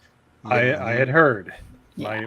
My father was in the Air Force from 69 to 73. And, Which means they will only eat steak and lobster tails. Yeah, the chair force doesn't, do much beyond the luxury of life. We're the smart ones. We send our officers to war, okay? Yeah, the Air Force called me after I had finished Marine Corps boot camp. They're not that smart. Well, my they just dad wanted to did tease say you. that. He's like, bud, if you're gonna join the military, join the Air Force. All you do is sit behind a desk or drop bombs on people. Yeah. So, pretty much. Well, you got a lot of people in every branch that can still sit behind a desk, but the way of life is just much better than the fucking Air Force. The hotels that they call barracks, the 5-star Michelin restaurants they call chow I ain't gonna halls. fucking lie. Set up in Iraq in 2003 after we had done the invasion just a couple months in. We still got set up with a regular fucking GP large of a fucking tent and T-rest, which means just boiled fucking meals in a fucking tin. And a fucking 5-minute Humvee drive away was an Air Force tent that eventually I saw it 10 years later in my career, where this inflatable fucking device that had air conditioning pumping through it and Filipino fucking cooks making their real gourmet fucking meals. Fucking chair force, man. Hey, jealousy. Hey, jealousy. All right, I do gotta head out, guys. Right. Night, Nice to meet you too and stream with you. Yes, have a good absolutely. night. All right. Yes, thank you. All right, later, Tiff. I'm not gonna play her for. Yeah, everyone knows she's a. We love Tiff. I play a song for her. Now she gets upset when I play it for other girls. I was gonna play it anyways. Let's do one more for Yo Pops 215 for $100. Wait, what the fuck? Here we go. Motherfucker, booming ass motherfucker with those buttons. I'm not gonna go into the reason why it's all confusing. Since Gal is gone now, I think that she'll be okay with us playing this. I'm only allowed to play this video when we have brand new people on. I've been forced not to having more repeat so guests. You guys get to watch Jeremy dance for the very first time.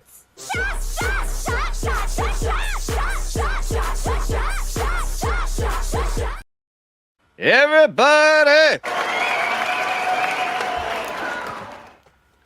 See, it helps if you actually know Dermy, but yeah. It's much more disturbing if you actually know him. So to talk Well, I about don't know if I want to meet him plush, now. Oh yeah. What's up? So the plush hotel.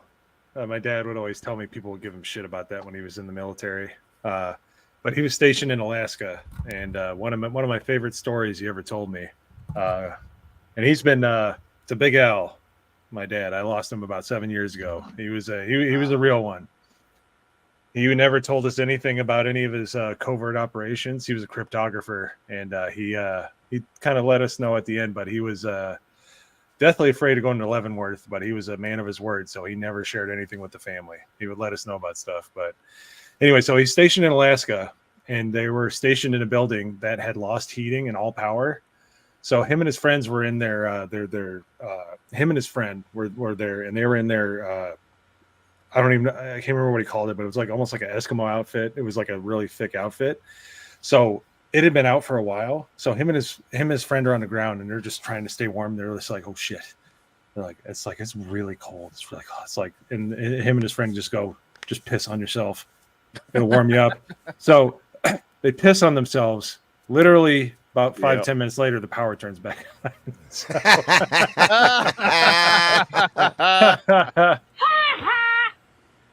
So that's great. What did you say? Incidentally, Cryptology in Alaska. yeah.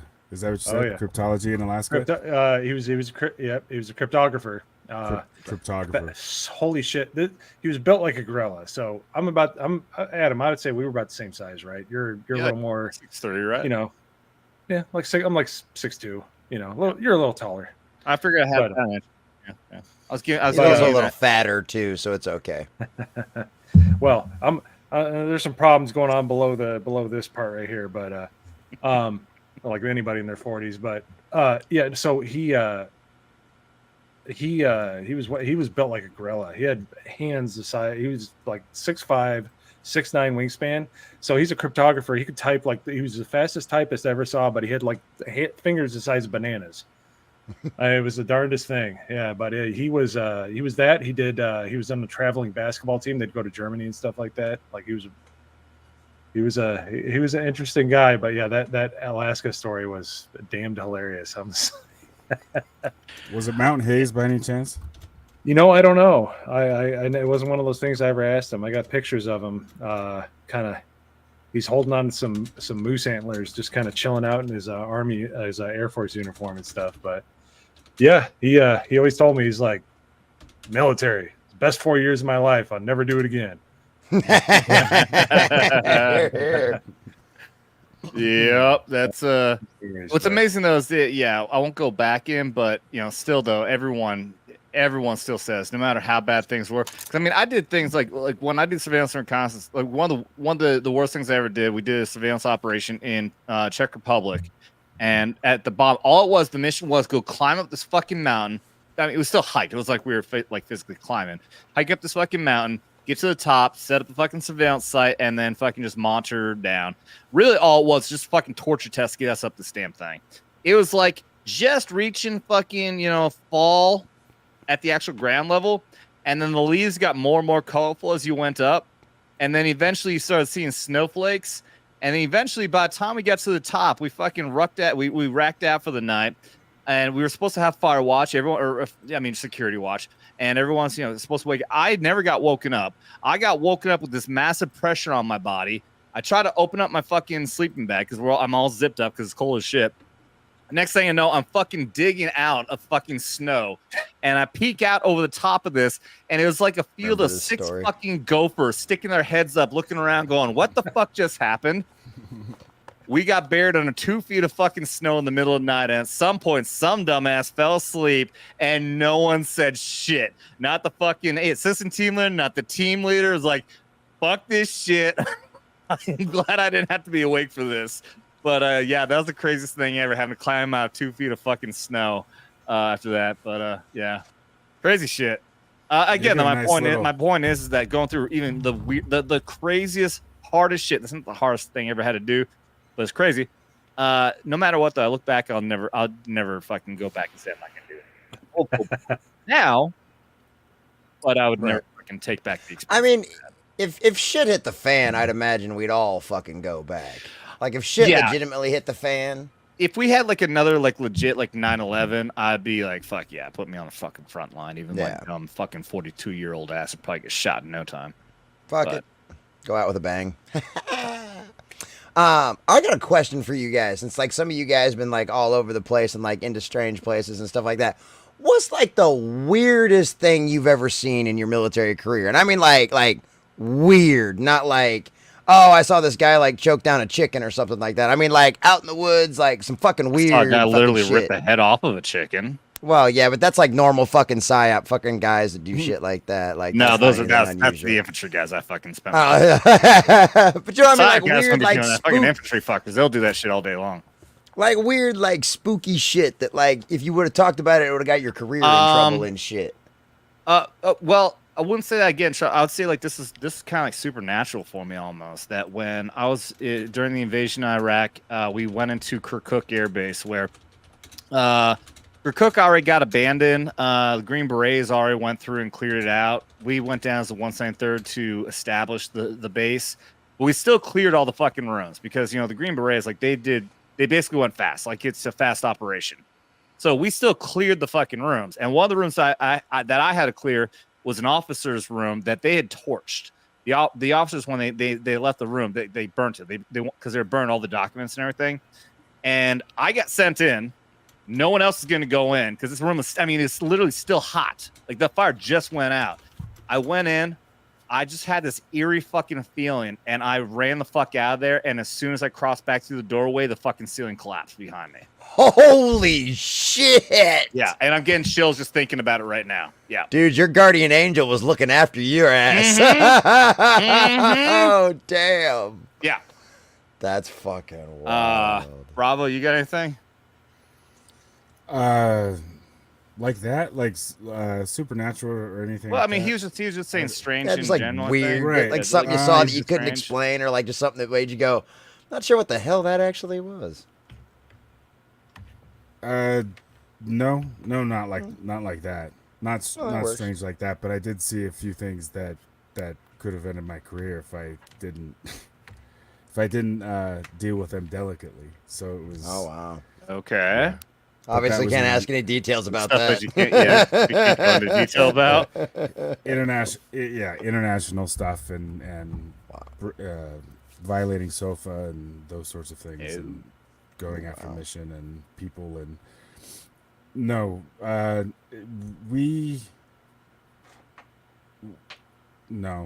nothing like that. We had some weird experiences with 3-letter organizations, but it wasn't it was par for the course based off of what we were doing. So it got spookier than you, is what you're saying. Right? Yeah, it was black bagged and thrown in the back of a van, and I'll find out for 48 hours that it's actually Americans that did it. So yeah, I did encounter what I learned later on was definitely either Delta or fucking CIA SOG. Yes, yeah. What do they call it? Yeah, they're fucking operational tactical guys and CIA. In that case, yeah, they're dudes that had fucking we had our fucking local Iraqi cops pulled these guys over and we got called in. They had like these diplomatic papers, but they're carrying like fucking like wicked fucking weapons. And and we end up like, all right, well, I mean, we don't know who the fuck you really are, but we're just gonna let you go. And later on, we're like, yeah, those are probably Delta dudes or fucking CIA. Like, okay, that's cool. All right, I gotta get through some super chat, guys. You're killing me here. I've got to catch up. I'm gonna go through a few of these. You just do this on your fucking Nagrinol US 199 for $10. Thank you very much, and that does me social. Much appreciated to you. Let's see. Got Tom W down. Here's a new member. I saw that was a Simple Jack. Thank you very much for that. Appreciate it. You are Simple Jack. It's no social. Thank you for being a member. I love all of my members. Thank you very much. It really does. It keeps the lights on, and I can't thank you guys enough for all of this. Let's go for a 20 here. Blue Cordell for $20. Get on the right page. Says, raise a glass for today. 2 years ago, I escaped Washington State. That's a big yes. Hell yeah. Congratulations. Can't wait until the rest of my family gets out. Same here, dude. I got a lot of family up there too. Mo, what's I'm trying to make my glass appear. I'm using magic. All right, the shots are starting to hit me. But I wanted to add, one of the weirdest things I ever saw in relations, even though I wasn't in the military, I did have a friend in college. I was part of the 82nd Airborne, and he got shit-faced, put a sock on the end of his wanger, and waved it around and said, "Helicopter, helicopter, helicopter." So, if that counts, yeah. And I had a few other friends that were in the 82nd Airborne. They're a certain type of people. Yeah, that doesn't count as weird. That's just every day hanging around fucking those kind of paratroopers. Trust me, dude. 5 years at Fort Bragg. Yeah, that's just an everyday occurrence. My nephew's in the 82nd right now. And his girlfriend, who was my good friend, he got caught fucking her by his CO in one of the barracks. Oh my god. Yeah, it was he was Clay, if you're out there, wherever you are, you crazy bastard. I hope you're doing well. All right, with all this military talk, perfect time to shoot Dermy in the dick. I'm freaking out. Okay, go.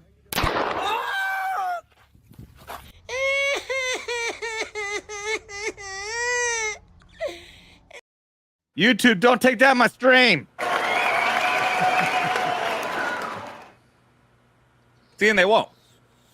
We can literally shoot a guy in the dick and they won't take the stream out. But as soon as somebody takes up, pulls a fucking, oh, I might get in trouble right now.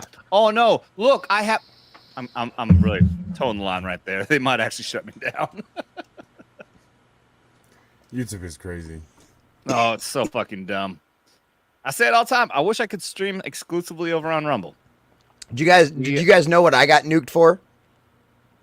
Go ahead. My old channel. So a buddy of mine, Moss, who likes to stream with me, he loves to eat, he used to eat a banana on stream as a gag because he was always trying to get memed over it, right?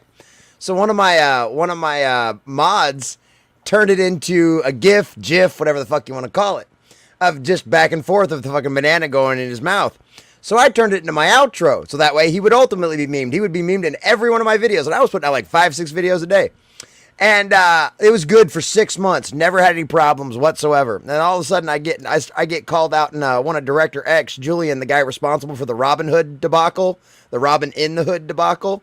I got called out one of his Instagram posts, and boy, all of a sudden, my channel got a lot more scrutiny. And I woke up Wednesday morning, and my entire channel was gone. Like fucking 2.5 years of everything right down the fucking tube, just poof, fucking gone. So that's why I was always on Rumble to begin with. So yeah. Yep. Fuckers. Oh, you got taken out by a Canadian. That sucks. Yeah. Oh, even yeah, more. I That's stopped insult to streaming injury. Yeah, that would be. Yeah. No, I mean, yeah, if it weren't like we've got 12.6 thousand subs over here and a very large audience over here that watches every single one of these shows. Rumble, I love you guys. I'm sitting at 290 followers over there. 14 are watching right now. I will say this, that whenever we go to Rumble exclusive, the numbers jump up massively. Oh, yeah. Like we'll go from 14 over there to fucking we went to 60 over there when we had our Drew Outstanding, our injured buddy over there who was forced to take a certain pointy thing in his arm and is now in a wheelchair because of that. Yeah, and it's so fucked up we can't even say what it is, even though it could save people's fucking lives. But no, can't do it. They'll nuke my channel in no time with that. But yeah, the content over on Rumble is great. When we went exclusively on Rumble, it went to 60 fucking people over there. Which, if we do the math right now, I've got 10 people watching over on Twitter. Hello, everyone on Twitter. 27 on YouTube. That's 37 over there. 15 over on Rumble. And I love every single one of you. Oh, and by the way, I got taken off of Facebook. I forgot about. I haven't even mentioned that on here. After that stream. Yeah, they didn't even say why. They didn't even tell me it. But when I try to set up a stream now, it just says that Facebook now has rules and certain people aren't allowed to stream. It was after the fucking gun incident. I'm not allowed to stream. At least it says like for a few weeks at least. I don't think it's a permanent ban, but fucking bastards. Fuck you, Zucker fucks. Oh, fuck yeah, indeed. All of you fuckers, man. You are the true fascists. I'm so fucking sick of this shit. You want to talk about fascism? You are the true fucking anti-free speech fucking fascist, dude. Well, that's the other thing about it too, is a lot of it's government directed. We found that out from the Twitter files, right? Like all of that stuff. They had like CIA and NSA guys like had a direct line into the inside of Twitter to get shit nuked. It's the same fucking way at Facebook. I guarantee it. They got an office inside that building, just like the Communist Party in China's got an office inside of every major corporation over there in fucking China. It's the same damn thing here with the social media companies. Yep. Absolutely. Facebook's lame as shit anyways. Who cares? Fuck yeah. Dude, fuck nobody uses fucking Facebook. I know. It's like grandmas. Like, I know. Like, I want to still have every option open. But. Well, I still stream over there until they take me down. I get copyright strikes all the time. Or claims. Yeah. All right. I do want to get to these other $20 super chats because we did already acknowledge, well, even though it's all from Blue Cord and Yo Papa. Dude, you guys are fucking killing it, man. I love you guys. I'm going to be Thank so you. fucking baked when this is over. But, all right. So, Blue Cordell for another $20 says, "Aw, kids, I got out in 97. I know he's talking about the military. Yeah, he was an old school motherfucker. He was an M60 machine gunner, which, okay. When I was down in Florida, when I was down there for the fucking the MegaCon meetup, I was right down the streets from Machine Guns USA Orlando, and they had an M60 there I could shoot. I've never even held an M60. I was gonna go do it. I was trying to get people to go with. I'm like, I don't want to go by myself. Vegas. We're trying to get people together in Vegas to go to Battlefield Vegas. I want to do the drive tanks thing. That's like $2,500 for one person. If you want to drive in the, there's the armored, the M1. I was gonna say M117, but I think that's the Humvee. Bravo, do you remember what the fucking the old armored personnel carriers were? It would have been your time period. They pushed them out after the boxy looking APCs. Isn't M1 something? I think. It doesn't I don't matter. remember. Yeah, you can pay $2,500 for 2 people to do that, but still, nonetheless, that's way more money than anyone spent. Point being, I really want to get out there and I want to shoot an M60, and I'll get that content for everyone out there. And Blue Cord, you better believe I'll give you a fucking shout out, dude, if I'm out there fucking shooting the M60 for you there, buddy. All right, and thank you very much for another 20. I think we might have gone through all of. No, we have not mushroom stamp dermy yet.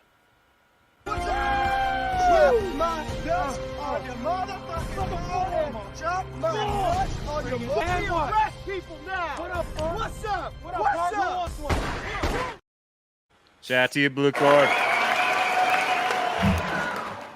All right. I'm going to continue on, try to get through some more super chats, but I want to carry on a conversation while we're doing this. So, Bravo. How is it that you really got... How old are you? I mean, you're definitely older than me. I would guess I joined in 2000. I'm going to guess you're around 47? 49. I'll be 50 this year. Jeez. See, Yeah, I'm a gentleman like that. I always assume younger rather than older. Otherwise, I always piss the bitches off. I didn't go in until I was 23. I sound so drunk right now. I went in when I was 23, so it was a different experience and a different experience. So the drill instructors, our drill sergeants treated me differently.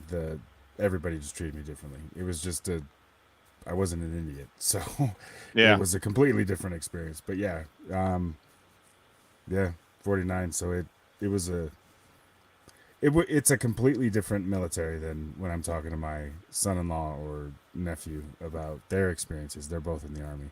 My son-in-law is stationed here in Colorado, at Fort Carson, and I think I said my nephew's with the 82nd, but their experiences are totally different. They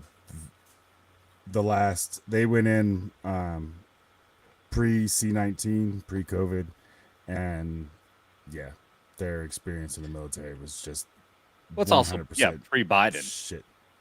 Yeah. So it was the assumption of a second term. There was a whole, you could tell in talking with both of them, with my nephew especially, because I was there for it. Their rationale behind it was it wasn't Trump driven, but him being their commander in chief was a completely different experience. Yeah. I mean, I can say this. We've had these kind of conversations many times. My entire career was under Obama.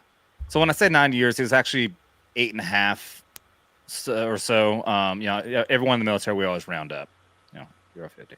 But yeah, when I was actually serving, I think it was Bush, and then, Clinton, and then I think Bush took over. In any case, I actually went through Washington, D.C. when I was heading back up home to Vermont from North Carolina as they were setting up for the inauguration of Obama.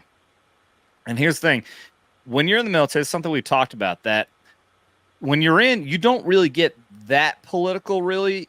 We always say you're drinking the Kool-Aid. Like, you're just going to follow orders. And unless you are, I know it's very different today with the internet, the way it is. Getting out in 2009, the internet was there, but I wasn't like, I didn't have bombardments of people who might be throwing out anything that would be quote unquote conspiracy theories or anything like that. I was just drinking the Kool-Aid, just, listening to what our friends were talking about. Nowadays it's very different. And I assume, so when I was in, I was drinking the Kool-Aid. I was just going along with whatever the fucking military was saying. And then it was after I got out when I was like, oh wait, that shit we did in Iraq in this time period is kind of fucked up. I don't know if that was really quite right.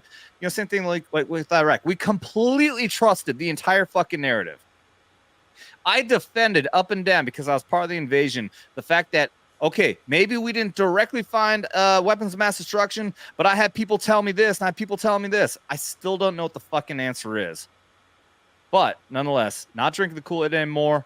You look back and you say, hey, that was kind of fucked up. And I don't know if I would have been so willing to go along with it if I had known what I know now. I think I was more Kool-Aid driven, not Kool-Aid driven, but more it's a job and doing those sorts of that kind of mentality until my last year. I had small deployments, short deployments or whatever. had a lot of training overseas, a lot of training CONUS, but it wasn't until my last year, which was it was 13-month deployment. It was 12, but I turned it into 13 so I could get out of the Army earlier. But yeah, it was that last year that I was in. It changed a lot. It was 04 to 05, and a lot of stuff at the time that I had taken for granted as being, that's what I had learned in school, and this is what's being reinforced in the military, and we are the good guys in every way, shape, and form. I knew going in to my last year that we weren't necessarily the knights in shining armor that I had thought we were growing up. But that last year really showed me the win at all costs sort of mentality, at least in small groups with whom I was working with and around. We were focused on winning and getting out.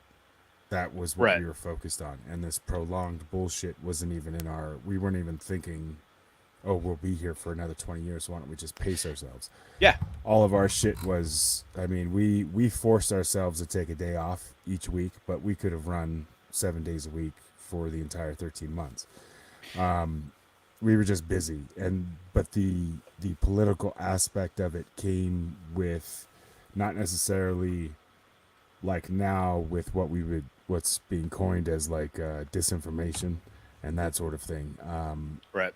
Back then it was more me writing a report based off of something that factually and actually occurred, being told that didn't exist, that never happened, that don't report on this, and other things that would develop, other leads that would develop out of that.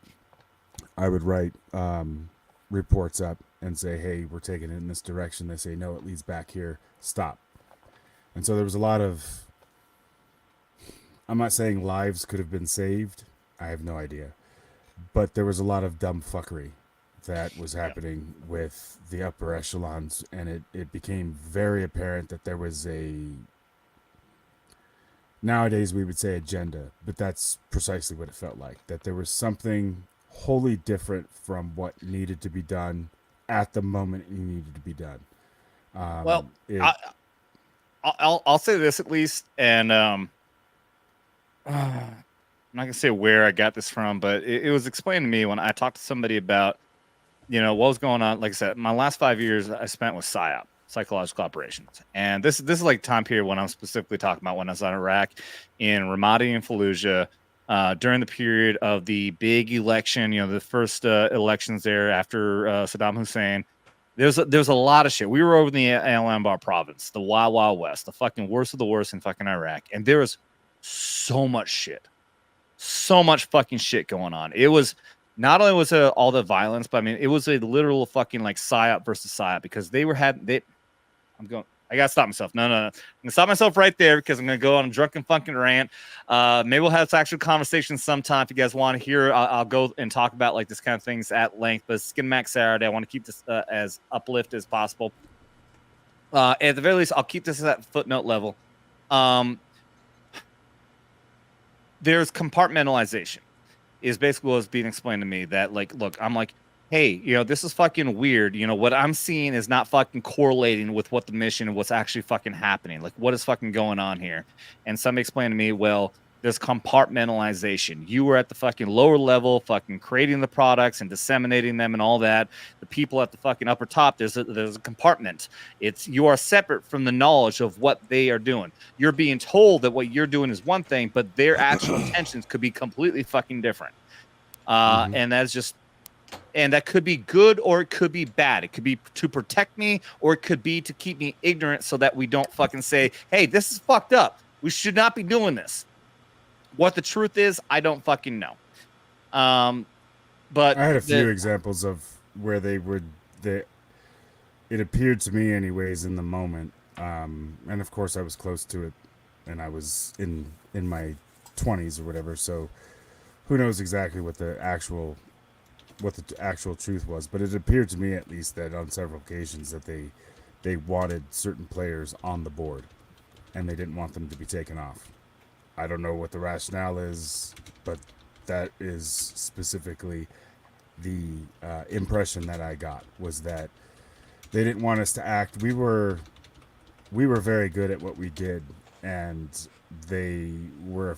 It appeared to me, anyways, that they were afraid that we would do our job and that person would be taken off the board. And Okay, bro. Before you say anything else, have you been drinking? No. Okay, I just want to make sure. I want to make sure that you're okay before you let anything slip out that you're not supposed to say, because that's just like some deep shit you're saying there. No. I'm even sitting here like going back in my drunken brain, like, wait, should I have just said that? I don't know. These are great conversations to have on Knife Hands for sure, and it's not that I like this conversation right now. I do too, but I do still. The idea for like how we do this channel, like Knife Hands on Thursday, is great, especially even for me. Like I love going to all my political shit, my political fucking consumption of Dan these are Bongino war and all my news stories. shit. But on the weekend, I consider Saturday to be a good fucking just like, let's just talk about fucking nerdy shit, video games, and just have a good fucking positive conversation. But he's no fun at all. Nonetheless, I think our audience loves either way. That being said, I do want to drop in here real quick. Mo, give me one. Okay, go ahead. Yeah.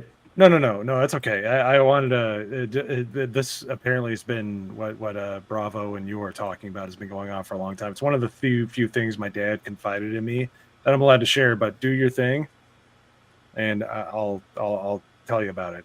Since he was a cryptographer, this is a pretty pertinent story. So just do your thing, let me do this. Let me do this super chat from Blue Cord Devil here real quick. I know I'm gonna circle back. This is like the newest one. I gotta circle back and do the other one. Somehow my drunken brain is still keeping track, and I love everyone out there for watching this and seeing my drunken stupidity right now. Thank you, Blue Cord Devil, for $20. I changed my fucking keyboard and I keep fucking it up. He says, when is the Vegas trip? M113. I drove both the A2 and the A3. I wish I could make Vegas. Okay, first, M113 A2, M113 A3. Are those not the Humvees, or are those the fucking APCs, the armed personnel carriers? I have no idea. God, it's been so long. I know. I think he is talking about the armed personnel carrier. Somebody look that up right now. Mo, you're just sitting over there. Look up M113, pull up a picture of that, and then share it.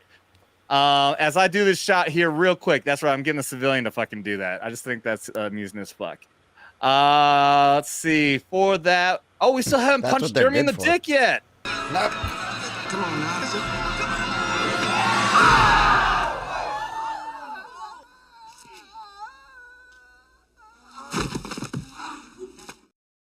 Thank you, Blue Cord. You grunt motherfucker. Did you find it yet? Mo, you're fired. This shouldn't take too long. I just put it in the private chat, you asshole. No, you can share it. Share it, dude. Oh, I can share it. Oh, okay. Yeah. I'm teaching you. I'm teaching you YouTube. I know how to do it. I was just trying to do this. There you go. That's the M113. I was right. Yep. So yeah, at Battleground, Vegas, yeah, you can for $2,500, two of you can ride in one of these, and I think there's like 2 guns. So if you ride in the same time, you shoot 2 guns at the same time. Nice. But there's also I was gonna say M60, but that's the gun. There's the tank. There's an actual tank that for $2,500 you can actually roll over a fucking car in. And that seems like a good deal, honestly. That's one person for $2,500. That'd be pretty cool. Yeah, that would be fucking awesome. Yeah, M113 is the armed personnel carrier. And I did. This is pathetic. All right. So because Bravo, since I was a ground surveillance systems operator, I had to memorize all this shit. And when we went to, like you were talking about, when we go on field training exercises and we would have OP4, opposing forces, they would do things like mock up the M113 with like a tank with a fucking barrel on the back. And that was meant to replicate the Russian tank that had a fuel tank on the back. So that's always how I specifically remember the M113 is when they would mock it up to look like a Russian tank. But I used to There was remember all that shit. I had all in my fucking head, and after 2 decades of fucking alcohol and debauchery, it's all fucking gone. It's all gone. All gone. And no AC apparently. He still hadn't gone turn that shit on yet. So Wait, do what? you mind if I circle back around and talk about? Yes, let's go ahead. Yeah. So this is one of the few things that my father confided in me. He was a cryptographer, and if you know anything about the Vietnam War, that was very important. That was before cellular communication, satellite communication, any of that kind of stuff. You know, they would send it via teletype and things like that. So my father, when he was stationed in Alaska, he was one of the cryptographers that were sending orders during the Tet Offensive. And if you know anything about the Tet Offensive, it was supposed to be a ceasefire. Yeah. But my dad was involved in that. He was one of the people that was sending orders during that time. And yeah, so it's, I know it's not as involved, and I think it's interesting because he said it with lament. He always talked about, and that's probably one of the reasons why I didn't join, is because he would tell me about all the friends that he had growing up in West Virginia and how they, a lot of them didn't come back. And he was just like, he definitely, even though he was a good man, he felt like he was sold a false bill of goods. And I think he didn't want me to feel the same thing because he could smell Bush. Like, he knew what was going on. Well, I smell Bush too. It's usually pretty yes. Tasty. But he was just like, he had a bad feeling about it. But yeah, when I heard that, it was like one of the things where, like, when he was towards the end of his life, he shared that with me, and I'm just like, whoa. And apparently he had been on some planes that he had actually, we thought he was only ever stationed in Alaska, but he had been flown into Vietnam a few times, and that was, right around that time was during that time. And it's just like, I couldn't imagine that during that time, because that was after, there was a Korean War, which, is the forgotten war. And then my grandfather served in World War II in the Navy, and my great grandfather served in World War I in the Army. And there was a lot of pride, and there was a lot of, trust. And I think my father, who joined the military, I felt like, I think that pretty much tinged his advice for me going into the military, which, all that being said, is one of my greatest regrets. I really do wish I would have joined. I mean, I have a great family. I don't think it would have coalesced the way it did, but it was, I have some relatives that have joined the military, and I'm just like, that's one of those things is to fight in service of your country. And to everyone in this chat, anybody in this panel and anybody in chat, I appreciate you greatly. When I can bullshit, I was just barbecuing chicken outside earlier. I didn't have to worry about anything. It's because of you guys. It's just like, I get to enjoy the American dream because you guys sacrificed years of your life to do so. So, hey, appreciate the fuck out. And I mean, and Dev, thank you for not saying thank you for your service. I greatly appreciate that. It's dude, I tell people all the time, because anybody who's been in, if you ever talk about being in the military, then you hear people talk all the time about, like, oh, I wish I could have done this, I wish I could have done this. And I say the same thing every time. It's like, I'm not that much of a religious person, although I am, and I do believe at least in divine intervention in some way. Like we were talking about, like, there's someone told me, get the fuck out of that room before a fucking ceiling drops on your head, and you better believe that was one of those fucking come to Jesus moments. Like, okay, something's real here. But with that being said, I do believe that, like, there's a lot to be said that, sometimes just the path is just not meant for you. And, like, I do believe that it's like, maybe you don't even see it right now, but maybe there's something that in your existence caused something that will happen in the future.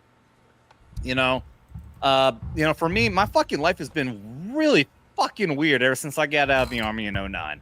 And yet now here I am on fucking YouTube. I've got 12,600 fucking subscribers and a building fucking audience. And I never, ever, like, dreamt of being on YouTube. It's not something I wanted to do. It just fell in my fucking lap, and it's working out.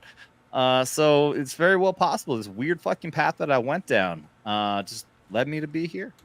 And so could be the same for you, Mo. Yeah, no, I mean that's why I was so interested in doing like political streaming and talking on YouTube. I've only ever tried to help people with like I'm a graphic designer and a computer guy by trade. So I've helped people like Horror Amarada. I did her logo.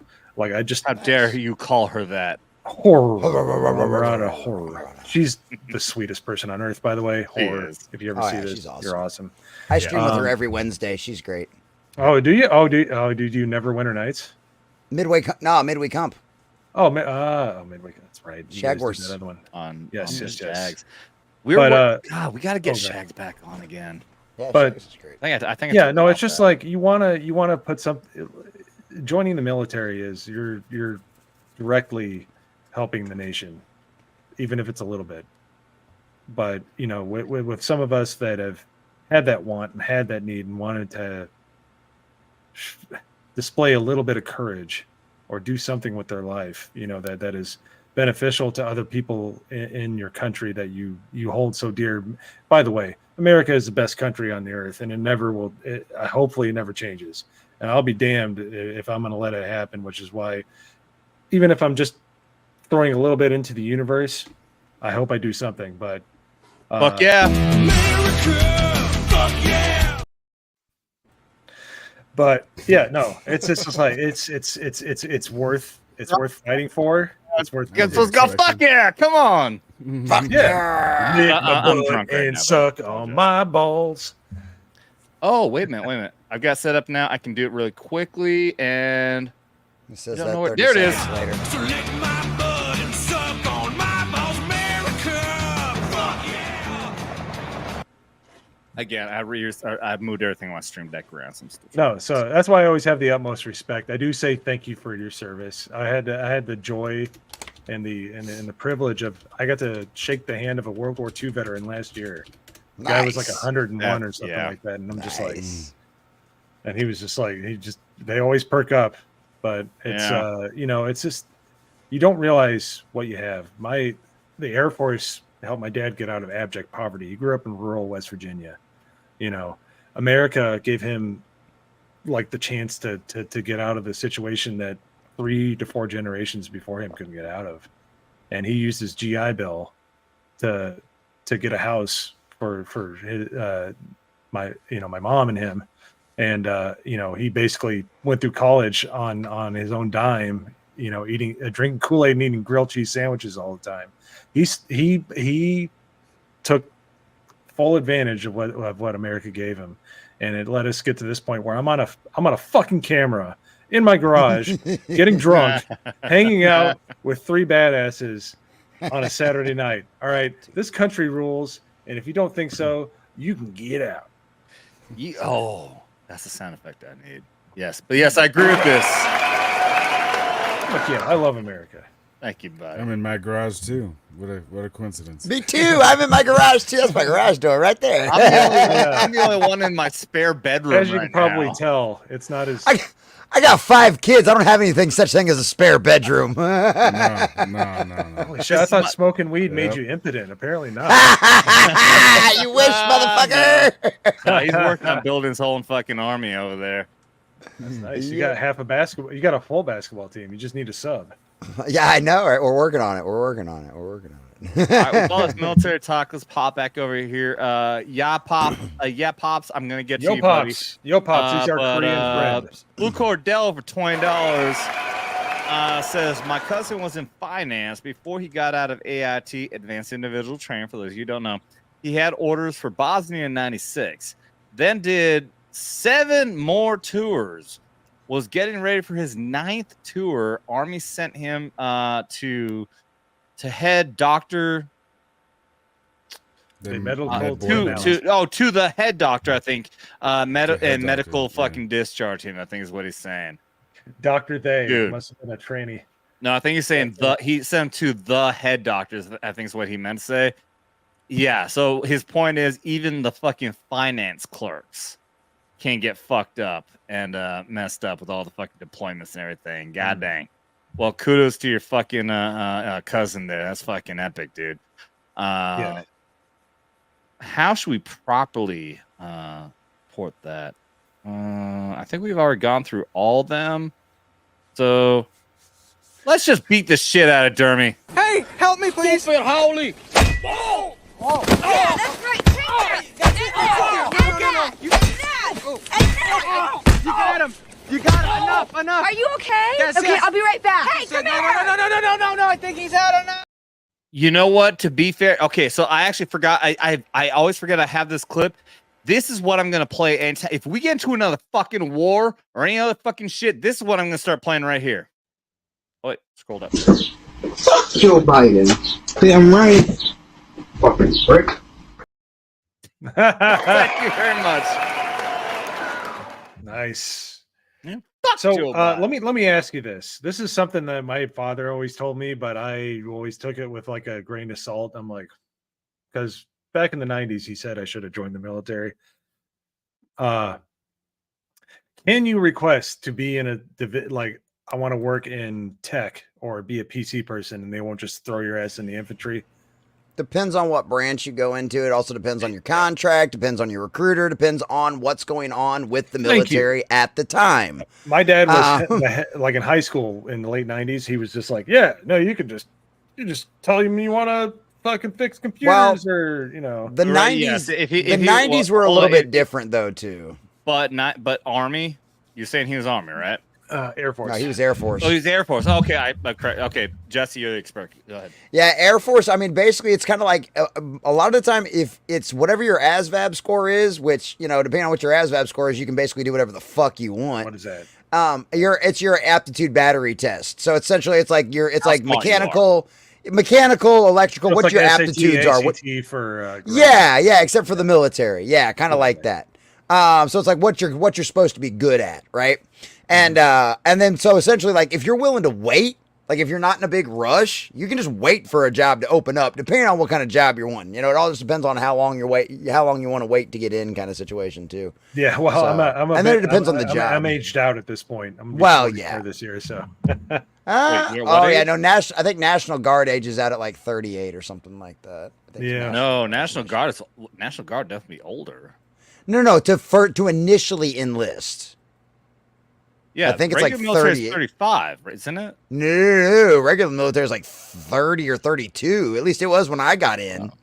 Yeah, it's like firefighters can only go like, well, I there's would municipalities look and into stuff. They're that. like I feel like it's always, at least back when I was in, was 35 for regular, and I think even older for Guard or Reserve. When I was wrong. I got onto that. It's been a long time since I've been in the military. So yeah, because I remember going to I'm well MEPS. past that. Yeah, no shit. Yeah, either way. Yeah. How old We're are arguing you? over statistics now. Yeah, I'm gonna be 44 in a few months. He's well fucking You're old. older than me. Yeah. Holy shit. Yeah. Dude, I get old all the time. I look like I'm in my fucking like early 30s. You look younger than Really? me, in my opinion. My God. I'm Swedish and I drink a lot, so I have the magic potion. Dude, if I actually grew my fucking beard out, like my hair is not fucking gray. I have one streak of fucking gray goes through my head, but like my one right beard has turned gray as shit. If I grow my fucking beard out, like I probably look like fucking Bravo down here. This is my wife, and this is my child. This is my libtard sister. who lives And I in say LA. this is my last 2 years in the Army. I'm not bullshitting when I say that the fucking gray grew out my last 2 years in the Army, and it stopped. It never grew any further after I got out of the military. So this is one thing that I had to enjoy growing up from when I was like 7 or 8 till when I had left my house angry, like you do. You're just like, fuck it, I'm out. At 21, I was like, I'm out. Bye.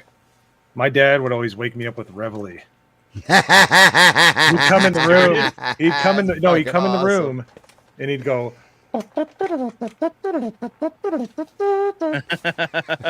Yeah, and I'm just he did it in a fun way. He was like cranking over the speakers or something. Oh, he'd go guitar. You know, he would just like, yeah. Nice. Yep. Yeah. I actually did that to a kid with some speakers one time in tech school. That shit was pretty fucking funny. Oh, I love. I remember watching when a fucking metal fucking trash can gets Holy thrown shit, across dude. the fucking barracks. Oh yeah. I remember I'm so glad I was watching Air Force. Jacket with my father when I was older. He was like, "Yeah, I remember doing that to somebody. The soap party. Oh yeah. Like, the soap party, like when they We beat the had shit a out dude of that the we pilot. all to, but everyone backed out because people are too fucking chicken. We No, actually that's had because an they actual don't- wood line. Somebody. Huh? What's that, Bravo? Fort Drum had an actual wood line right by the barracks. So if someone stepped out of line, they'd find themselves actually, you know, when that saying, take you out to the woodshed, take you out to the wood line, whatever. Well, yeah, that- there's like what happens in the field stays in the field. There's wall-to-wall counseling was another one. Yeah. In between each of the barracks. So you have the barracks were like an L. And so like on one side, our barracks were on one side. And across the quad were the MPs and all of this. And on the other side of the MPs, there was a bit of woods before the next set of set of barracks or whatever have you. And so yeah, we just head over there, and if someone was acting a fool, we just take care of it. Yeah. So I mean, I never actually. I got really close to getting my ass kicked by a sergeant one time when I was being a fucking jackass private. No, not mind you, ever, I was not a cherry private. This is the thing: is that I was a private first class.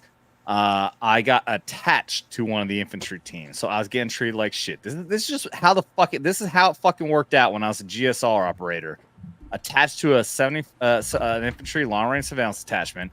Again, like I was saying, it's fucked up. When I was actually training with the MI guys, I would get picked on for being like I was a grunt. They call it a pop target. Then I actually get attached to a fucking infantry. Oh, I don't have a fucking infantry, cord, so I'm gonna be treated like a fucking poke. So one time, even though I've been with the unit for 2 fucking years, been through all the fucking hell already, I get attached to, I'm not going to say his name, Staff Sergeant so-and-so's fucking unit. I was moving my fucking ass. I was the fucking RTO, the radio operator. I packed up all my shit, and he's like, I almost said my fucking name. You got fucking 10 seconds. Get out the fucking door. You have 10 seconds. Motherfucker, I know I wasn't fucking moving slow, you bitch. I fucking have way more equipment than everyone else. But I knew I had 10 seconds between where I was and to the door, so I very slowly put my rucksack on and moseyed my way out the fucking door. No. Oh my God, he tackled the shit out of me.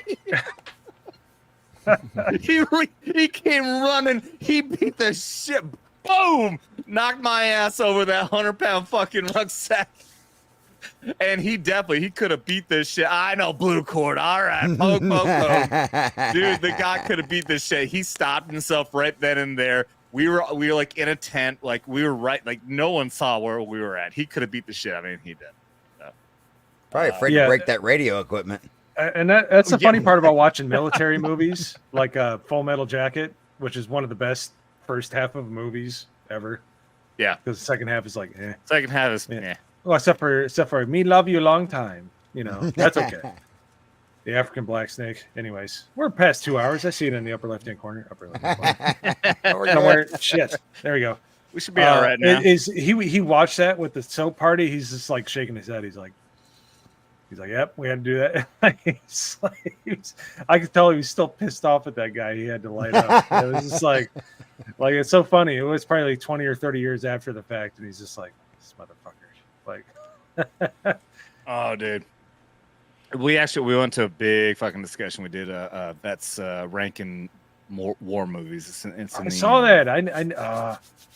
So yeah, that's actually Devil Made Me Do It. Who is awesome. He does my thumbnails all the time. Apparently he's busy today, that's why we didn't have thumbnails today. But he does all these fucking beating up Dermy, all these fucking shot videos. They're all done by Devil Made Me Do It. Oh, awesome. Well, hey, as a memer, fellow memer.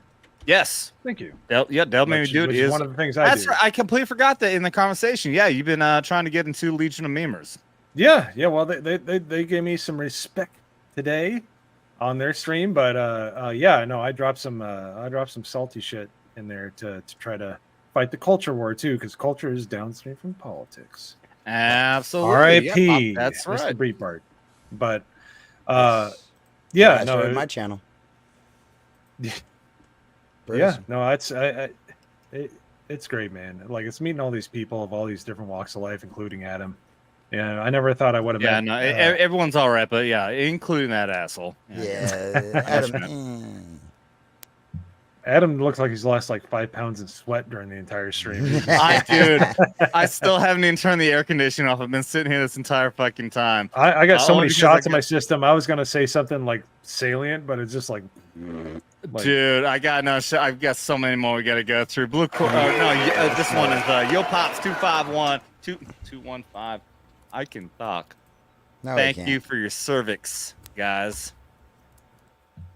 Thank God for my wife's shot emoji at the end. That's the American flag at the end there, and the salute. The salute. That's the salute. Hey, salute to you, brother. Thank you for your cervix as well, Yo Pop 215. Much appreciated. And let's see. Just because we haven't done this one in a while, yeah, we got to circle back.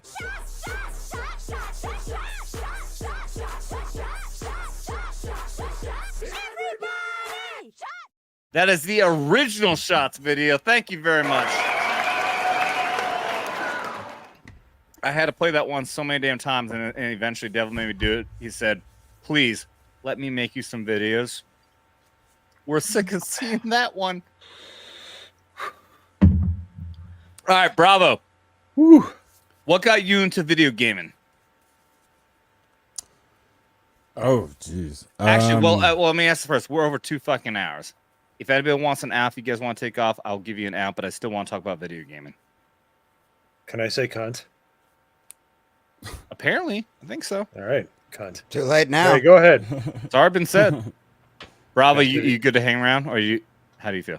I'm good for another 15 minutes or so. Okay. Then let's get into this video game conversation real quick. The biggest things is, one, I want to talk about veterans video game, because I know even in your time period, you said you got out what year? 05. 05. Okay, so 03 to 04, when I was there for the invasion of Iraq, eventually we managed to get my PS2 out there, and we played, I think we talked about it. It wasn't called Operation Desert Storm, but Operation Desert something. Like, they changed the name. You were playing in an ODA, a Special Forces detachment, where 4 players play. Like, you had one was the engineer, one was the commo dude, one was the intel, one was the fucking weapon specialist, and you operate like fucking ODA. That was fucking cool as shit to be playing in Iraq with my fucking teammates, as well as my fucking company commander, infantry dude, came in and he was playing as our fucking ODA leader. He was our fucking he fucking directed us like we were playing a real operation. When I went to Iraq in 0506, we were able to bring Xboxes, and we were living in one of those fucking sheds where we had like one room was connected to another. So I had my Xbox over here and his Xbox over here, and we were able to wirely connect them. We were playing fucking Halo, Call of Duty, all this amazing fucking shit. That was a great fucking separation from everything that was going on in the real fucking world. And this is the main conversation I really want to talk about, but now we're 2 hours and 13 fucking minutes in the stream, and only now we're finally doing it. I know this is usually how Skin Max Saturday works. I apologize. But let me get your impression on everything when it comes to military gaming when you're in, and what is like now that you're involved with Regiment, being a military plus military veteran community, the biggest one in the entire country. Let me get your perspective as far as all that goes and how it works for military personnel as far as like our mentality and everything. Well, I had a very similar experience. The last deployment I went on, the last year that I was in the military, was literally I flew commercial to Kuwait. And so I took my Xbox and I took civilian clothes and had civilian luggage, and I take that back. I did have an A bag, but everything else was civilian. So yeah, I had in the barracks, I brought from the United States, I brought my Xbox. It shitted out while I was in Kuwait. I actually bought another Xbox at the PX there. But that's precisely what we did too. When there's no alcohol was involved. That was just a Kuwaiti thing. And so, same. But we were so hopped up on coffee and shit. When we were off, we acted like it was like college kids. That's pretty much how it was in the barracks. kind of like a controlled college kid kind of mentality. But we would have Joes in our room and stuff, and we would have 4 TVs connected to 4 Xboxes, and we would have the whole thing where we were playing Halo, and we'd have the curtains up so no one could look at anybody's screen, and we would do that shit for hours. And awesome. when I was when we were doing the Op 4 mission at Fort Irwin, and we had mill vans, big old, the things that they put on well, that just hit, what was that, the big shipping containers they have, or at least when I was there, they had those all out in the desert out in Fort Irwin, and they would stack them and put windows in them and try to make them like buildings. Well, we had the second floor, and we did the exact same thing. We had entirely all these crazy ass extension cords going into the top window, and fucking 4 TVs across, and we're landing that shit, and we're hooting and hollering. The fucking OCs are coming out. We can fucking hear you over here. We're like, we don't give a shit. And it was just, and again, back in the day, there weren't like energy drinks like what they are now. They weren't as prevalent. Like the whatever. Rippets. So, right, ours was just coffee, and so we Yeah. were just amped up on friggin' coffee and Xbox and that kind of thing. And of course, we were doing our job 99.9% of the time. But if you've been to the National Training Center, or which NTC, or you've been to JRTC in the Army, which is down in Louisiana, there's Thank a God lot I've of never downtime. been. Yes. Oh Jesus, yeah, No. that's a completely different podcast, but yeah. Yeah, I knew a guy back when I was place. stationed in Italy who said he was going to re-enlist, and his condition was just as long as you don't station me at what was it again at JRTC Polk Fort Fort Polk. Yeah, And he got horrible stationed there. place. It wasn't in his contract. He just basically took on a fucking handshake, and that's where he got sent. Never ever. Yeah, Absolutely. yeah, he was mad. But there's a lot of downtime, especially when you're op 4, when you're bad guys, because the way that training centers work is that you have a battle. So they have a dance that they do, and then as op 4, which are the bad guys, there's a dance we do because we're testing specific things. It's not like just do whatever the hell you want warfare. They're doing specific things, and we're trying to specifically counter them so that they can learn specific things. Anyways, there's a lot of downtime, needless to say. And even when they're looking for us, at night, we've been hidden in a valley or whatever on NTC at Fort Irwin. But in these mill vans, and we're hooting and hollering, we got lights on, we're walking around in shorts and flip-flops just like it's MASH. We got the Xbox going on upstairs, we got a bonfire down here, we got food coming in from the chow hall, we're not taking these MRE bullshit, so we kind of operated that way. But when we worked, it was, 3 days straight with very little sleep, and, because what we used to do, I don't know if you've been to NTC, but that staging area that has the fence. Okay, so when units come in from all over I've been the country, to CMTC up in Grafenwehr, Germany, which Oh, okay. Hohenfels, I think. so there's a staging area. So when you first come in, all the units go to one sort of like safe zone, and it's where everything sort of starts before you go out to the field and the exercise officially begins. Right. Well, what we would do is, as soon as people would start arriving, we would start fucking with them at night. So we would cut underneath the wire, we would go into talks, we would steal radios if anybody had crypto out, if anybody had any classified out in the talks. My specific goal, because I absolutely didn't care, I just went after officers. So I didn't give a shit. Yes. Officers, because they systematically and without fail always had shit laying around.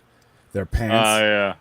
They'd go into a tent, whatever have you, and there'd be like pants hanging over a thing. We'd steal pants, we'd steal belts, we'd steal boots, all kinds of shit.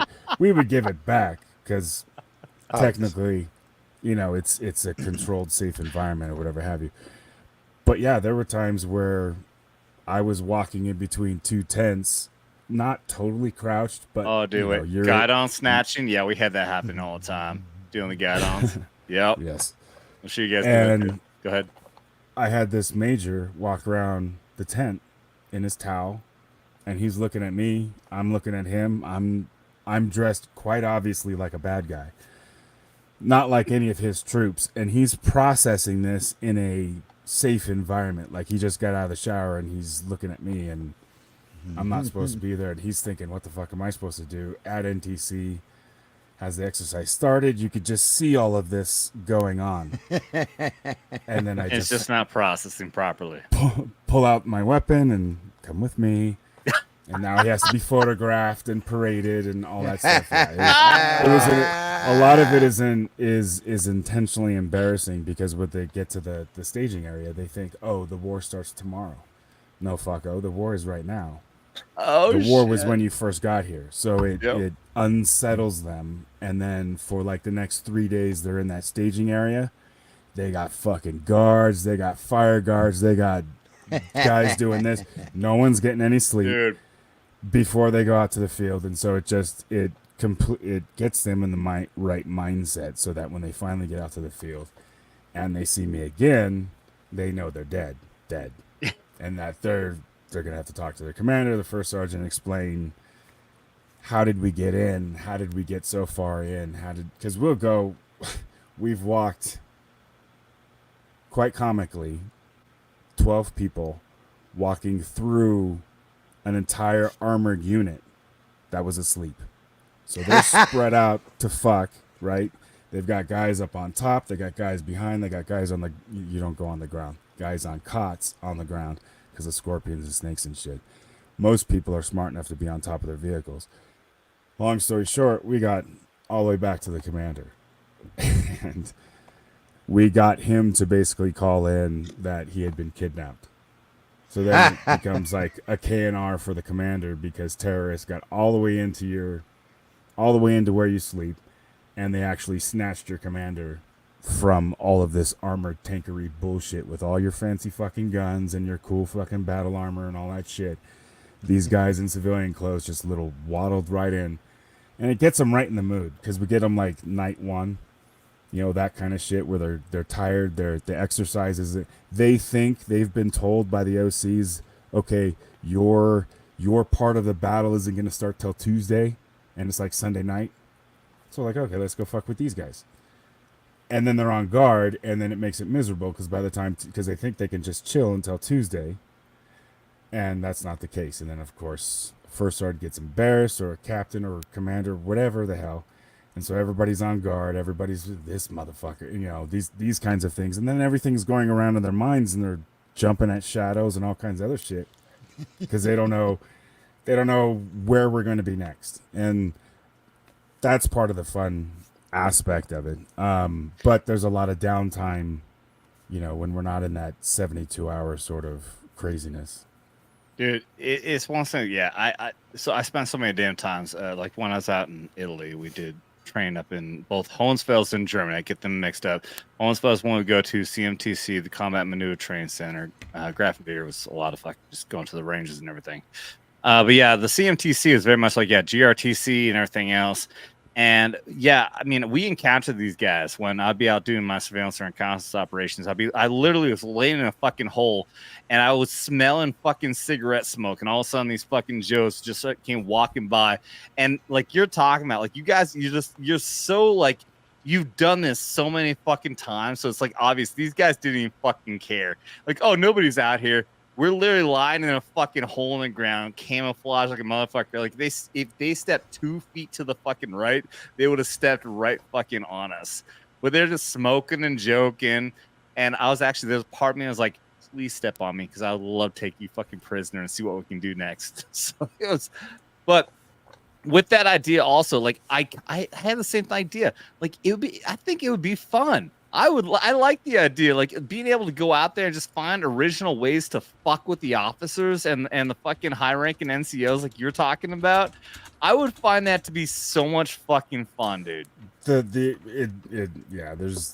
There's truly nothing like it, because there are no rules that apply to us. There are times where we'll go to the OC and be like, hey, we want to do this. Can we do this? But once it's been approved, we do it forever. So they became very cautious as to what they approved us to do that was kind of off script. But we operated much like any sort of guerrilla terrorism, espionage, spy unit. Anybody who's trying to infiltrate us, whether it's a foreign, a foreign intelligence service, or whether it's just corporate espionage, those sorts of things, where they're just trying to get, how does something work, those sorts of things. It is fun. The idea behind that would be to get them, of course, to, if they were to capture us or whatever, start thinking in that, and then start thinking in that mindset, and then bring their MI units in and say, okay, fuck, we just had this thing happen. What do we do now? And what happened? And then the MI units get involved. And then if one of the MI units happens to get me, for example, capture me, because that's part of the drill, then they go into their whole, flexing their humit. Okay, now we got to get our information out of this dude, and he's uncooperative, or he's violent, or, any number of things, because that's the character that I'm playing. And then they get to flex all those different muscles, and then the OC will step in and go, okay, cool. That was fucked up. Don't do that again. Reset. Bring him back in. And then they go through it again. Do that better. Do this better. Don't do that again. That kind of thing. And then they get to do it. And then what do? I become personality number 43. And so they just experience personality number 21, then personality number 23. So the OC says this is how we're supposed to do it, right? And then when they go to start the interrogation or whatever, then I become somebody completely different and take them in a completely different direction. And now they have to react to this, having just been told by the OC that they have to act this way. And so it adds a pressure cooker environment to it that, if you've heard of any of these sort of specialized schools or whatever, the cadre, they enjoy the shit out of it, because it's they have those moments of, yes, I'm having an enormous amount of fun being a complete asshole to you right now, and making your life absolutely miserable. But when he calls time out, we still wear the same uniform, even though you think I'm not in the military. You know what I'm saying? Yeah. That kind of. So what could you have done better? How could we have done this? Cool, pat on the ass, go out and, draw fire and do great and wonderful things. In and a, like, hey, good game, not like in a Dermot Gay way, yes. Yeah. Or if need be, if we have to get hot and hairy, we're there to do that too, because we're the subject matter experts. You know what I'm saying? Like, you wouldn't have done that, and I'm going to tell you why you would not have done that shit. This isn't a movie. Stop, put the fucking 007 bullshit down. We don't do that shit. This isn't good cop, bad cop. There's a specific, doctrine we're trying to train to, which is beyond Wachuca, which is real world shit, which is all cool. And, you could talk about when you turn 21, because you can't get your badge and credentials till you're 21, or at least that's the way it used to be. And so the kids who have never done anything, they finally get their badge and credentials because they're assigned to an office that does great and wonderful things. They're like, oh, my badge. And of course, we as older agents have to pretty much knock that shit off. What are you doing? Much like anything else in any other job. But because we're such small army, we're able to have conversations that big army can't. And there wasn't a lot of boo-boo faced people at my level. We worked with other military units and other military MOSs and stuff, to where, yes, you could quite obviously tell the E4s ran the ship and that shit. But not in our sort of environment.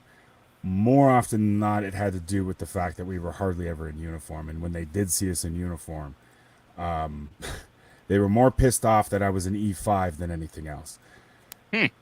Because I have stood there with sergeant majors and with colonels, and I didn't care, because their rank does not override my authority. If they get caught sending shit to China, I will send them to fucking prison, just like I would with Private Snuffy. So that was our attitude. And so these fucking guys, and we were walking through the fucking PX at 1:30 in the afternoon in our fucking civvies, and check out the new shirts or whatever. Yeah, because we got this thing at 6 and we're going to be out till about 3 in the morning. So we're fucking off in the middle of the day, because that's how we work. We're a small unit. We know what we need to do, and we can fuck off when we don't need to be doing it. But it ruffled feathers, as you can very. I very am absolutely. Believe me, I've had my own encounters when we were in Iraq and didn't have my fucking rank on. I was gonna tell a fucking story. It's a whole different fucking thing, dude. I feel like I mean we could have so many more fucking conversations. I know you said you want to go though, so I'm gonna let you fucking bail out though, dude. Thank you so much, man. I'm doing dinner. Fucking awesome. We didn't even get in. Like I have so many tabs pulled up to do all the fucking gaming conversations, and we'll have to have you back very soon. We will, dude. I want. This is just the fucking chaos that is Vets talking, and also especially Skinemax Saturday from time to time, where we just sometimes an hour and a half go by and we're still going through fucking intros. So, but dude, thank you very much. Mo, did you have something you want to say real quick? Yeah. What's more gay, keyboard and mouse or controller? Depends on the game. What's more What's gay? more gay, Is that what you said? keyboard and mouse or controller? Is this a gamer question? Yes. Yeah, no, I would rock whatever you rock, dude. That's however you game is how you do you. That's the way I look at it. I don't really care if the PC wars and the PS5 and the fuck it, I don't care. I've never been interested in PlayStation. I've always had an Xbox. So I'm not the person to ask. Not that I think it's head and shoulders above anything else, but I rock when I play, I'm usually on console. Oh shit. Hold on. My fucking headphones are going out. Oh, the CIA his Bluetooth. CIA got him. Shut up. Yeah. Got much information about your gaming the experience. ultimate gamer question. That's the ultimate one. I'm a PC Master Race guy, so that's all right.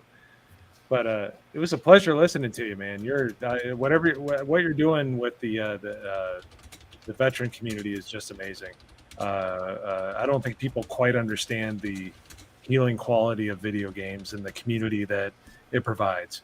And I think you're doing God's work, man. So I need to get more involved. Like I said, it's only been a couple weeks. I'm dipping my toe in. I'm reaching out and making those connections and those sorts of things. We get the getting into a time frame and setting up a time frame to where I can get some of the regiment guys on my stream to where, team of 4 and those sorts of things. They'll be streaming, I'll be streaming, pick which stream you want to be on type thing. But it sort of, it circles back on itself, all the rising tide lifts all boats type sort of thing. And everyone's extremely happy to help, people and people like myself who have been doing it for years but haven't really, type thing, but are proficient at it.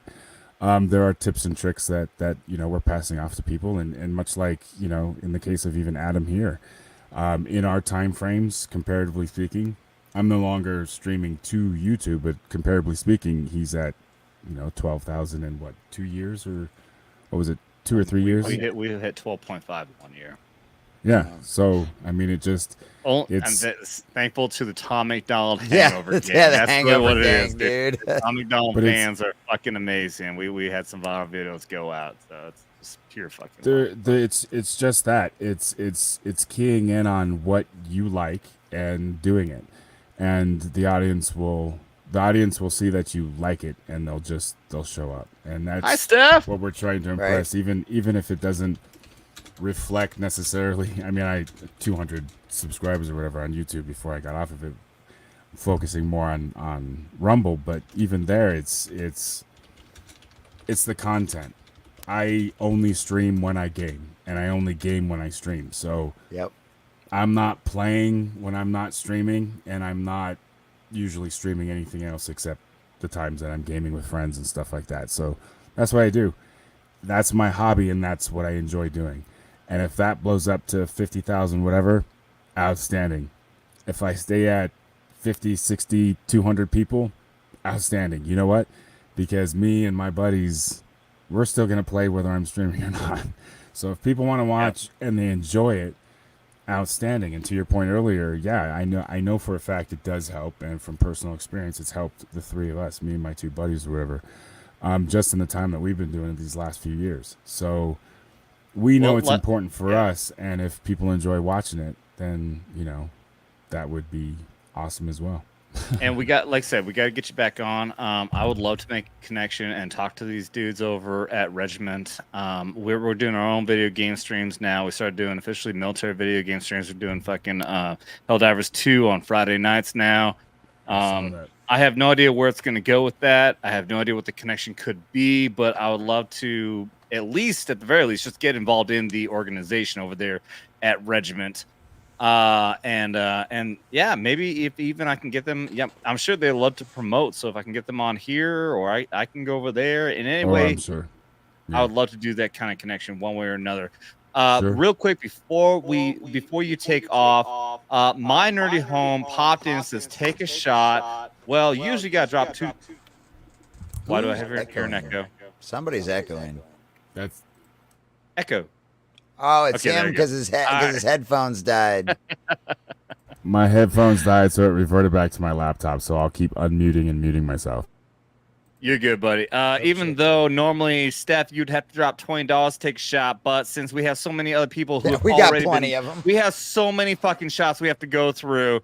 Blue Cord Devil did pop in with $20 one last time before you take off there, buddy. Said the new guys need to see Dermy dancing. We already did do that, but because you requested it, we'll do it again. Yay!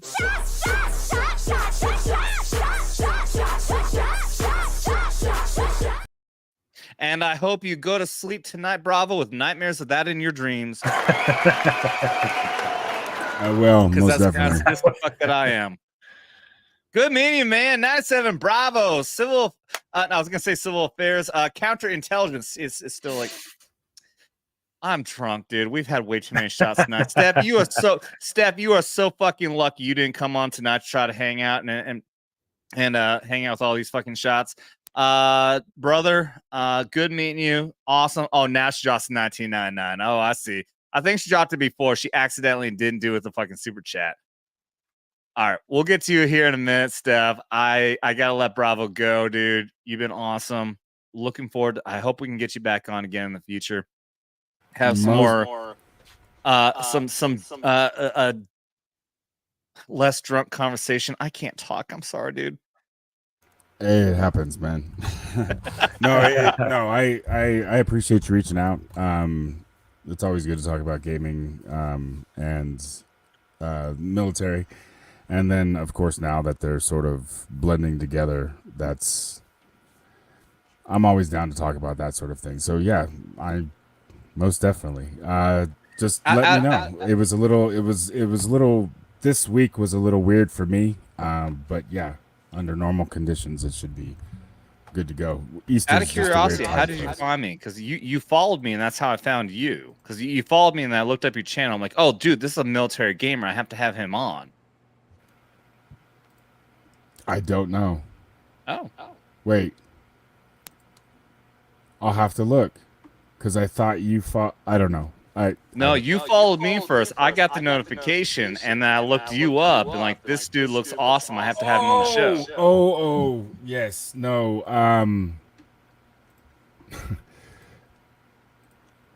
So, okay. So basically, what I've been doing is I used to keep to myself, and I used to just comment on stuff on Twitter, that sort of thing. And so what I've done is it used to be Tweeps Map. Now it's called Fiducia or something like that. Anyways, what it does is it creates an algorithm. You could type in like key search words or something like that.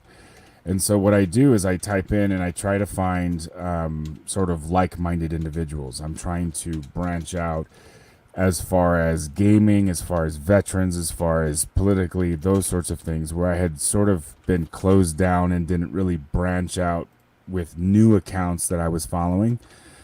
And so what ends up happening is it then says, okay, these are accounts that kind of fall into those parameters, sort of thing, and you can say, okay, I don't want people of these regions, I don't want people who talk about these things, and you can really get it down to whatever. And so what it's finding for me is it's finding people similar to yourself who have military background, gaming, political affiliations sort of align, that kind of thing, to kind of point me in a better direction instead of, and as far as accounts I follow, to sort of branch out, instead of just not lazily, but kind of just waiting for them to fall in your lap, like someone just happens to mention somebody else. You know what I'm saying? Yep. And you're like, oh, that sounds like I've never heard of you before. Oh, I've been on for 7 years. Oh, no shit. And we've wasted all this time not connecting. And so I think what basically happened is that you and I sort of overlapped, because so what happened was, so you must have come up on that, which is completely separate, because like I think I was trying to explain, I thought it was in reverse. We overlapped because I saw you, I guess, at the same time that it had pulled you up. So it was this weird overlap. No, yeah, I didn't. Like, I got a notification. Kismet. You followed me on Twitter, and then I followed you, and I looked you up, and that's when I reached out. I'm like, dude, you got to come on the fucking show. So that's really fucking cool. You did that search, and my channel came up. That's fucking awesome, dude. That's really cool. The Soldier Spirit came up. It was through Soldier Spirit my Twitter account. Okay. Right, that I then found your the Vet Talking Twitter. Wait, Vet Talking Twitter account. Vets there's a Vet Talk. Yeah, Vets Talking. I'm sorry. And then from there, I was able to branch out. But that's ultimately it sort of came together like about 2 months ago that I really wanted to get back involved with, to purposefully step back out there where I had sort of closed down. And there was a lot of stuff that was going on in my own personal world or whatever. But then that sort of took a turn. My daughter got married, and a lot of stress got sort of pushed away, and it was just different then. And a lot of stressors and stuff were sort of I'm censoring myself, so anyways. You're good, dude. My point is that I got to a point where I wanted to branch out, military and gamers, and that's what I wanted to focus on. And as I began driving in that direction, I began using the algorithm to sort of point me in the direction of new voices. And so that's the idea behind that. And there's believe me, it finds a lot of people that I'm like, you know what? No, thank you, but I'm really not going to go with that one. And it's not perfect, but what it has done is it's at least branched out to where I'm having far more conversations, to include this one, far more conversations than I had been. I had relatively secluded myself.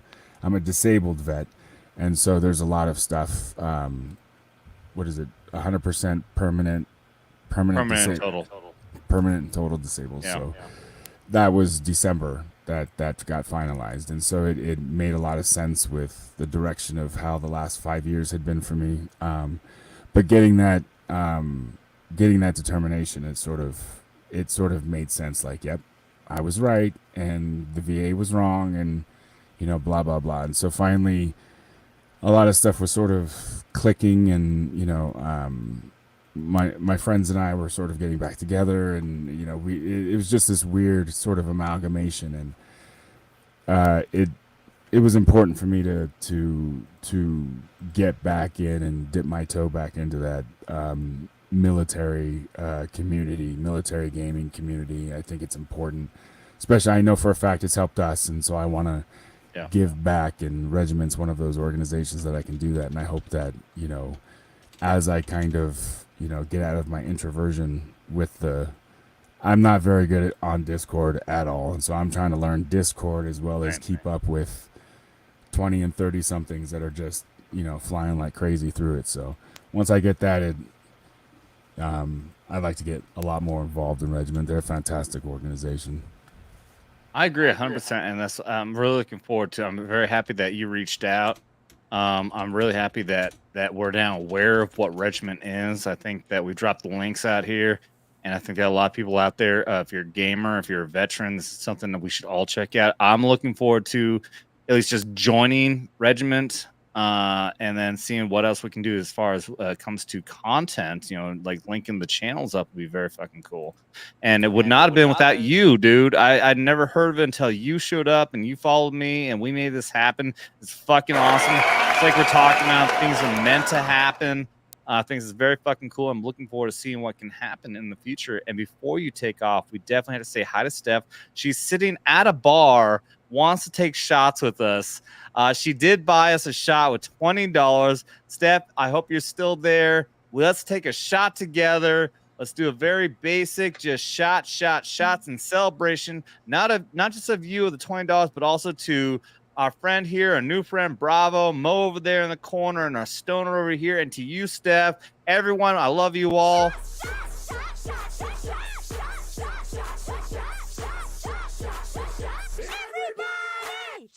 Cheers to all y'all motherfuckers. Salud. Salute.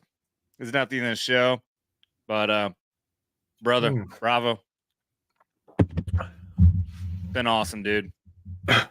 Yeah, thank you for everything that you do, man. That's gaming. Gaming is a unique community, and it really gives people purpose. And I think what you're doing, and I've played online with veterans that have problems, and I think what you're doing is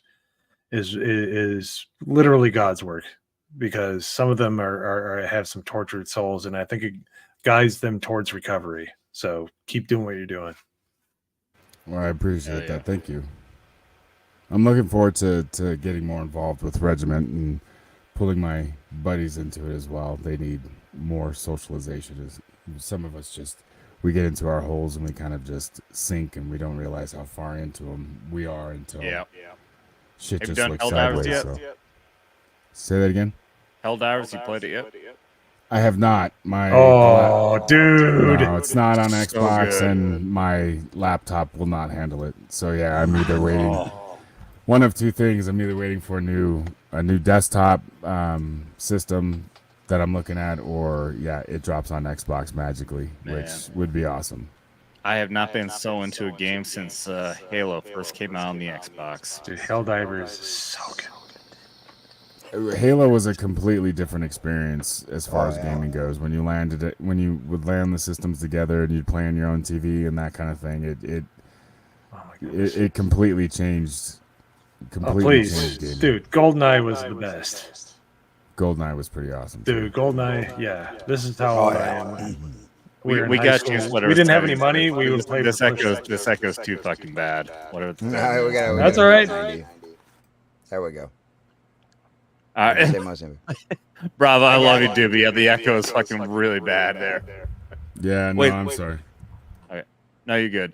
All right. Yeah. Well, I was gonna say like GoldenEye. Yeah, I never got fully into it. It came out like when I was in AIT, around in like 99, 2000 was when that came out. I too involved in the fucking military at the time. I wasn't able to play it that much, unfortunately. Well, I want to thank you for inviting me on. That's fantastic. Meeting everybody. Extremely tired, and I apologize. This weekend is there's a lot going on this weekend, so you're nowhere nearly as tired as I'm about to get drunk here with so many super chats I still gotta go through. So is there any way we can contribute? Is there any kind of well, I mean, get involved in Regiment, I assume, is just the best way. Yeah. Well, I'm saying, like, is there any like donations, or is there anything we can do, or? There are different events, different missions that they have. You can go to the website. They've been dropping it in the chat or whatever. If you go to the website, I think it's regiment.gg. Yep. They have all kinds of different missions that they're doing. Different focusing missions that focus on different areas of need for veterans as well as community. But there are several streams that they do, as well as they raise money through streams. And so what, to Adam's point earlier, what they will do is, like today, for example, you through Discord, you would petition to say, hey, look, on Saturday we have these 6 slots where you can apply to stream your content on our channel. And so it's okay, from 2 to 4, it's going to be 97Bravo. From 4 to 6, it's going to be Adam. And then you're just streaming whatever the hell you want. But you're on their channel. So there's things that I'm sure that will go with that. Ads or don't do this or please do that. But then again, that's the whole point is highlighting these different gamers. And there are some that are kind of like staples. They go to them first and say, hey, are you available on these days? And if they're not, then they'll open it up to other people. But it gives people like us who, are small in that fashion, it gives us the opportunity to perform in front of, ultimately, Regiment's 40,000 people on Discord know you're going to be doing this on this time. And if they want to come watch you game, then bada bing. And then, again, rising tides raise all boats and those sorts of things. And Regiment is just headed to the moon right now.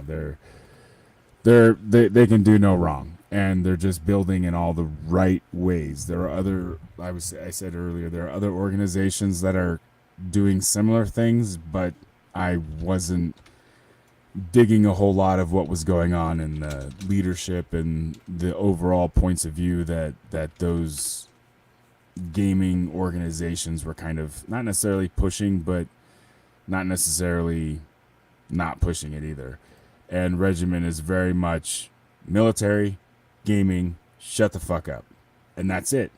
So if you like gaming and you're military affiliated, outstanding. You want to talk that political bullshit, you want to fucking, snipe on people and troll and go do what the hell someplace else, because that's not what we're here for. So that's kind of what really drove it home. And then, they're all on Twitter and stuff. So if you're following that, then go ahead and outstanding. We got dudes like Tom and sign up right now. Hell yeah. Hell yeah. And then, through Discord, and then you show your military ID. I showed the disability ID or whatever. All right, hold on. I just DM'd with Steph. Okay, I brought her back in. She's sitting at the bar right now. She's going to do shots with us. She was not here when I took a shot with her earlier. We got to honor one of these other shots with her real quick because I love Steph. Let's go back over here to, which one have we not done yet? Okay, we got to go up Alec Baldwin's finger for $100. We've done one of his. We're going to do a second one. And this is also honored with Steph. She's going to take a shot with us here real quick as we do Mushroom Stand Dermy.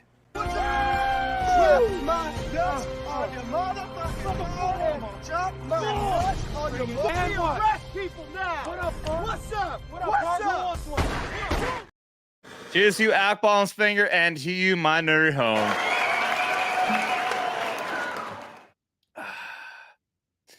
Sorry, Bravo. I had to get her back on. So she's literally she was sitting at a fucking bar, wanting to take a shot with us, and that was just bad timing. Not a problem. Oh, I'm fine, man. I'm Swedish. I'm Swedish and Irish, and 43 years old. You ain't gonna bury my ass. I wasn't apologizing to you, Mo. You should apologize.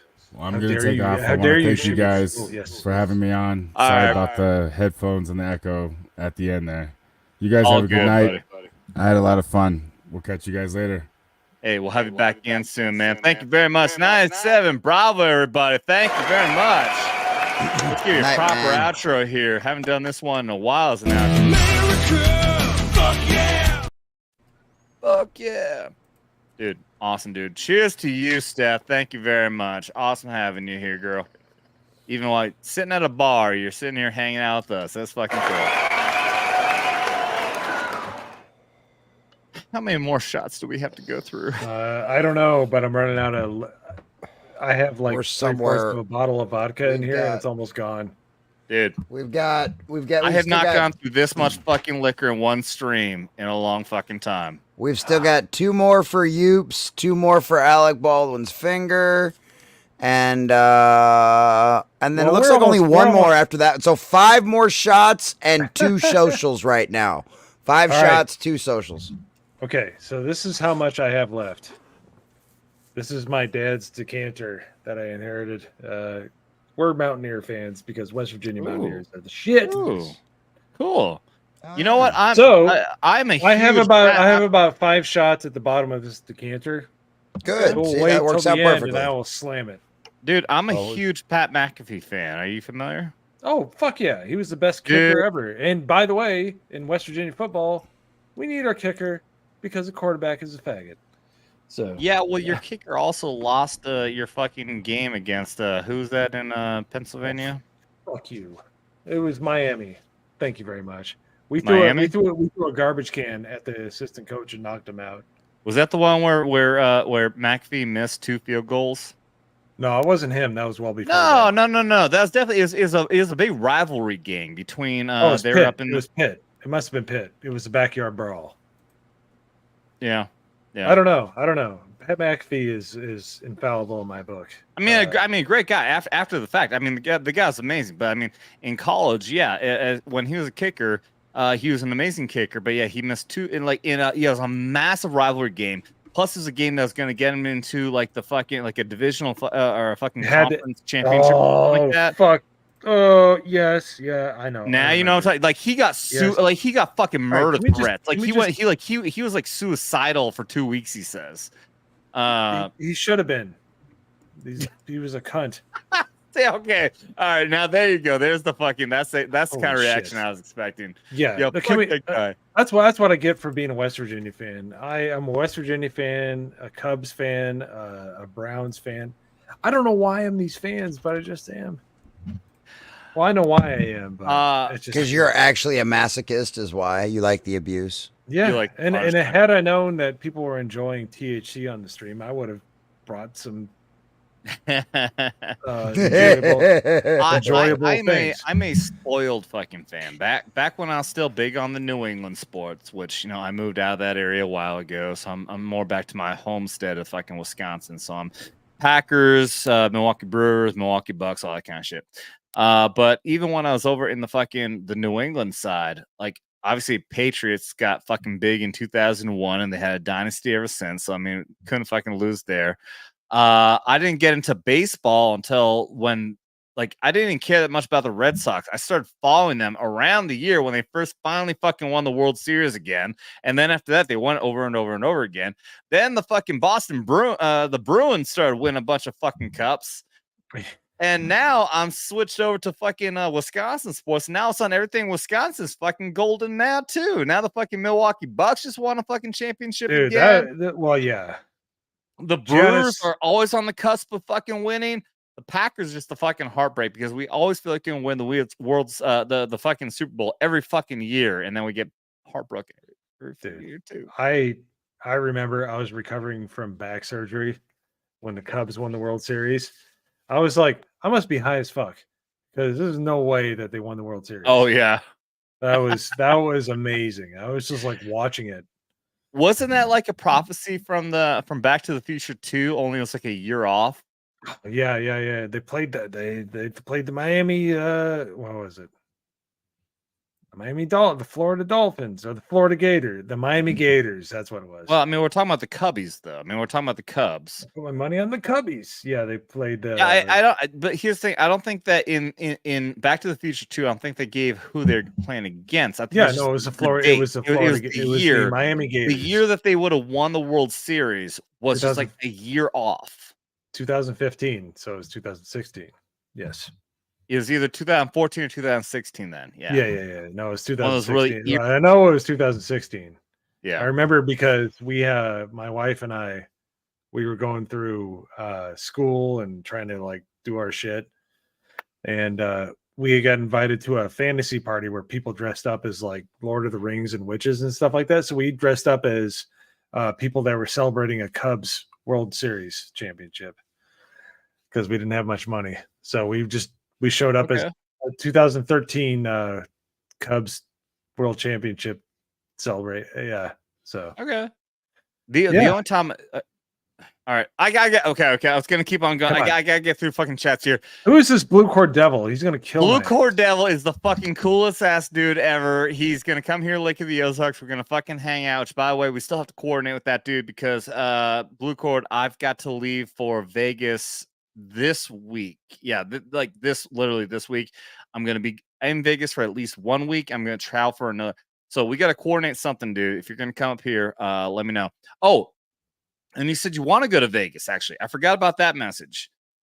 The Vegas meetup, for anybody out there who's not already aware, we're doing the Vegas meetup, which is the Friday Night Tights and all these other fucking YouTubers that I'm associated with, is going to happen.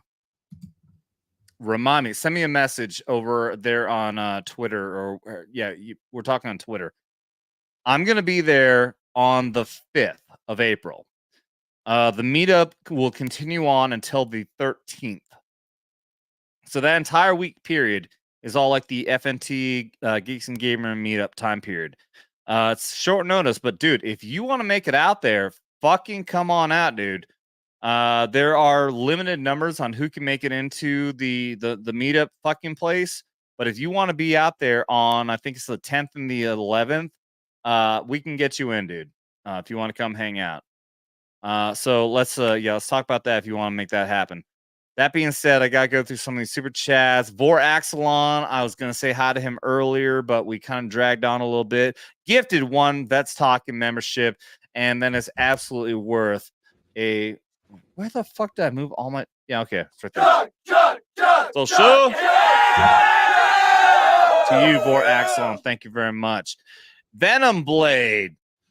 The Cav Scout says for $10. Every time Adam talks about his PSYOP days, I think about Upum from Saving Private Ryan. I don't blame you, dude.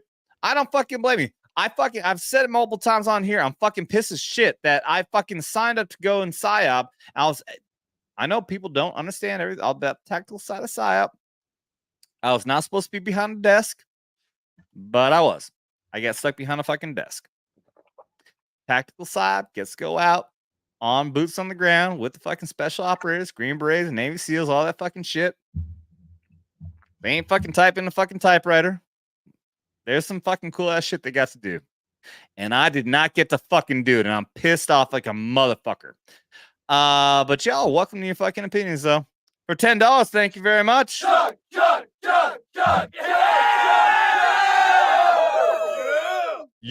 I love that one at the end. Yeah. See, I think we already hit up. No, we didn't. Yeah, we already did this one, right? Did we do that one? I don't think we did. No. No, we didn't do that one. We didn't do No, that we one. didn't. Blue Cordell for $20. Says Hohenfels, Germany, OPT4 opposing forces. These are the quote unquote black guys. I got to the black guys. You racist bitch. Hashtag confirm. Adam's a racist. Oh my god, I haven't played this one in a while. Where is it? Everything is racist. Everything is racist according to me. It is pretty racist. I fucking love that one. Hi guys. I love that one. So the black uniform guys, they wore the fucking. It was the same. It was the BDU's battle dress uniform. Only it's all black instead of jungle style, like this is. Yeah, I did that one time when we were doing fucking surveillance training. We had the fucking LURS teams were out surveilling, and I got to put on one of these fucking black BDU uniforms, and it was all Velcro patches because the purpose is you had to identify. So it's train the surveillance guys to pay attention to minute details. So we'd have different style patches on. Okay, well, they had this unit and they had this over here. It's identified. It's a minute detail thing. The thing that sucked, it was wintertime in northern Italy, and we had to do a river crossing. The entire period we just had to cross this river, and it was just high enough for the fucking frozen ass water to come right up to my fucking balls and dick. And it was excruciating. It was so fucking cold. And the only purpose was to walk across the street. I feel like you would welcome that right now. You've been so damn sweaty the entire stream. I wouldn't mind it, although I'm not near as hot as I was earlier. It did cool down at least. Yeah. You're not wrong though. As hot as I was earlier. But yeah, no shit though. All right. For $20. Yeah, he did say Hohenfels, Germany. Saw an M1 Abrams in a mud pit. The driver's side standing up on the turret, knee deep in the mud. So damn. So the driver was standing on the turret. He was still Dude. knee deep in the mud. Tank traps are a real thing, and I drove our Humvee into a tank trap. Oh shit! I still remember to this day. We took this fucking turn, and my team leader, Son Perez, yelled, "Stop!" Too late. I did. I couldn't stop soon enough, and no shit. They just create these muddy fucking pits that you can just dive right into, and we were stuck. There's nothing we could do. Like the fucking the observer controllers came around, like, yeah, you're dead. Okay, cool. So I got a picture of me hanging over my driver door, going, I did hang. As my fucking Humvee is like up above the fucking the wheel well. I was proud of it. Like, yeah, shit, fuck it. Can't do anything else. All right, that being said, let's since we're talking about getting things stuck in things, let's mushroom stint Jeremy. Giggity. Weird segue. Giggity. What's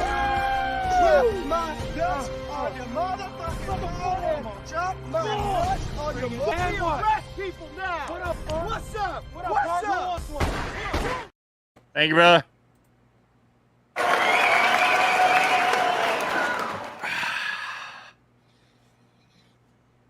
I feel like I have nothing else to go through in this show except to do more super chats. Yeah. Sorry. Slanta. That's how I pronounce it, right? Slanta. Yeah. Slanta. Slanta. Yep. From I'm Irish. It's Irish. From the guy who's trying to make me say his name one more time to make me say a racism. Nagranol. That's not Nagra. Nagger. Exactly. Yeah, well, do you want to get in trouble? Do you want to get in trouble, or do you want to say it the way I say it? Nagranol. Nagranol. Yeah. Yeah. Bust out that lower half. You could say Nagy. Nernol. That almost sounds Nagger. For $10. Yeah, because it's Naggerd. Thank you very much. So sure.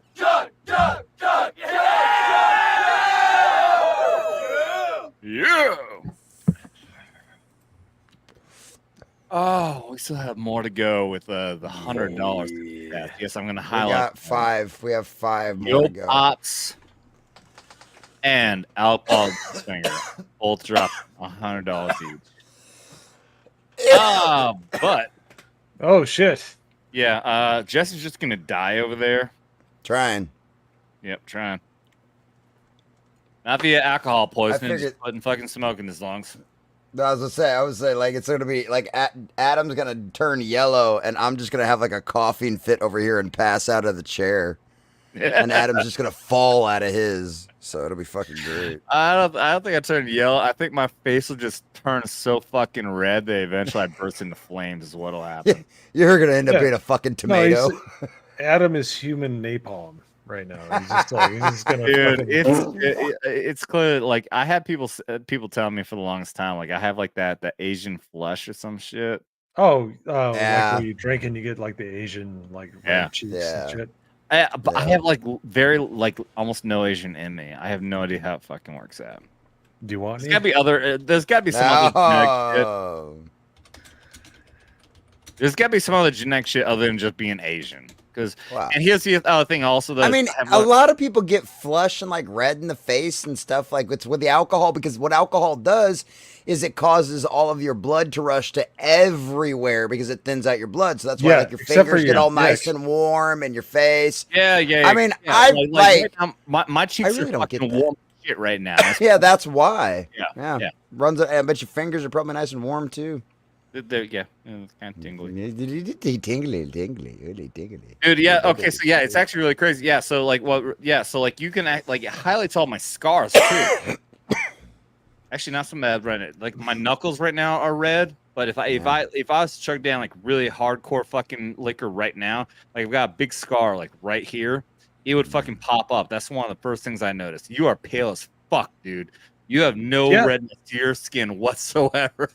Well, I mean, it's also his lighting. Yeah, well, I'm Irish and Swedish, so yeah, there's not much. I Yeah. burst into flames. Yeah, it is really weird. Like all the fucking like the points, like I said, the knuckles, and there's another scar right here. I have scars all over my fucking hands, and around the tattoos as well. Oh yeah, my fucking arm is red as fuck. But like everything around, like anything is scarring for some reason, that pops up as very fucking red when I get this fucking flesh thing going on. Oh god, I hope this fucking I hope the content is so great out there that you guys are loving this as I'm talking about how my fucking skin turns colors. Yeah. Well, shut up and take another shot. Let me turn it up a notch. Yeah. Bag it. Baggets. Baguettes. Bag it. Baggets. Did you have an effect you're gonna play with that or something? No, I was just. Oh, we're 3 hours in, so I figured I'd just. Because I mean, I got Why that. are you gay? Why do you eat the poo poo? You get it all over the mouth and it's a poop. I can't. Oh my god! I actually shed my own tears. I still don't know why I had that one. I think it's just funny. Oh my god! I actually shed my own tears. Anyways, that being said, let's do another shot for Outball and Finger here. Yes. That'll take us down another one. All right, let's take a request. Oh, you know what? Just because I had this video and I haven't played it yet, yes, let's do this. Oh, excuse me. Honor that. Put a ticket in and make a name it gay! Yes! I just haven't even played that yet. Mo's like, I don't want to take a shot to that. I will. Skull. All right, what do you guys think? Okay, as we try to get through the rest of these fucking shots. By the way, thank you everyone in the fucking audience, especially everyone who's still fucking watching this weird degenerate shit as we just get fucked up. Welcome to Vets Talking. Welcome to a bunch of military veterans acting like a bunch of fucking degenerate assholes. Which is the usual thing. I know that Mo here, Mo's not. He'll say that. But I appreciate the fuck out of every one of you. I hope you're finding this entertaining. Let me ask you guys, at least as we go through the rest of these shots, continue the conversation and ask about this fucking the black girl gaming bullshit that was going on. Ooh. I was hoping we would touch on this. I'm gonna assume. I know that Jesse is versed in this. I'm gonna assume Mo, you know about this. Let me break it down. Black Girl Gaming is a consulting firm that end up like they get paid money to come to a gaming industry and say, hey, how can I make this more black? And then they say it's not black enough. You need to make it black as possible and do this. Put a ticket in and make a name it gay! Now I have a purpose to use that clip. And that's not too far off. Plus, they came out trying to make the claim that their hiring practices were not exclusive to people of color and blah, blah, blah, blah, blah. However, you can go right to their fucking website. I do have a link in here. I don't know if I need to pull it up. They do say they are 100% diverse. Their hiring practices say that they are 100% diverse, whatever the fuck that even means. But I think that means that there are no white people who are. No, they're 100% minority operated. They are 100% minority operated, which means there are no fucking white people there. What that really means to these people is there are no white people. We don't allow white people in here. So yeah, we don't want anybody that comes from that. Mo, go ahead. Yeah, we don't want anybody that comes from a functional nuclear family. We don't want to have anybody that actually might have the wherewithal to design a game that might be worthwhile playing. No, we're the Black Girl Gamers. We're 22 deep. We flaunt our discrimination because we think that it is a virtue signal. And what they're starting to slowly realize is there are a lot of lawyers that are not going to put up with that shit, including Ron Coleman, which is not the person you want to piss off. No. He's not, and I can't wait to see this. No. It's gonna be glorious. It's gonna be fucking glorious. All right, so we're all in agreement that racism bad, right? Yeah, last I checked, yeah. Yeah, racism bad. Yeah, excluding somebody because of the color of their skin, bad, or their sexual orientation, bad. So when you got Black Girl Gamers, which is an actual name of a consulting fucking term of which they make a lot of fucking money, that sounds a little bit fucking racist to me, if I'm not mistaken. And this is not saying that, like, this is not this. Everything is racist. No, that's actually fucking racist. Like, that fucking shit, that everything is racist shit is like us saying that people who come over our fucking American border illegally and we have a problem with that, that's fucking racist.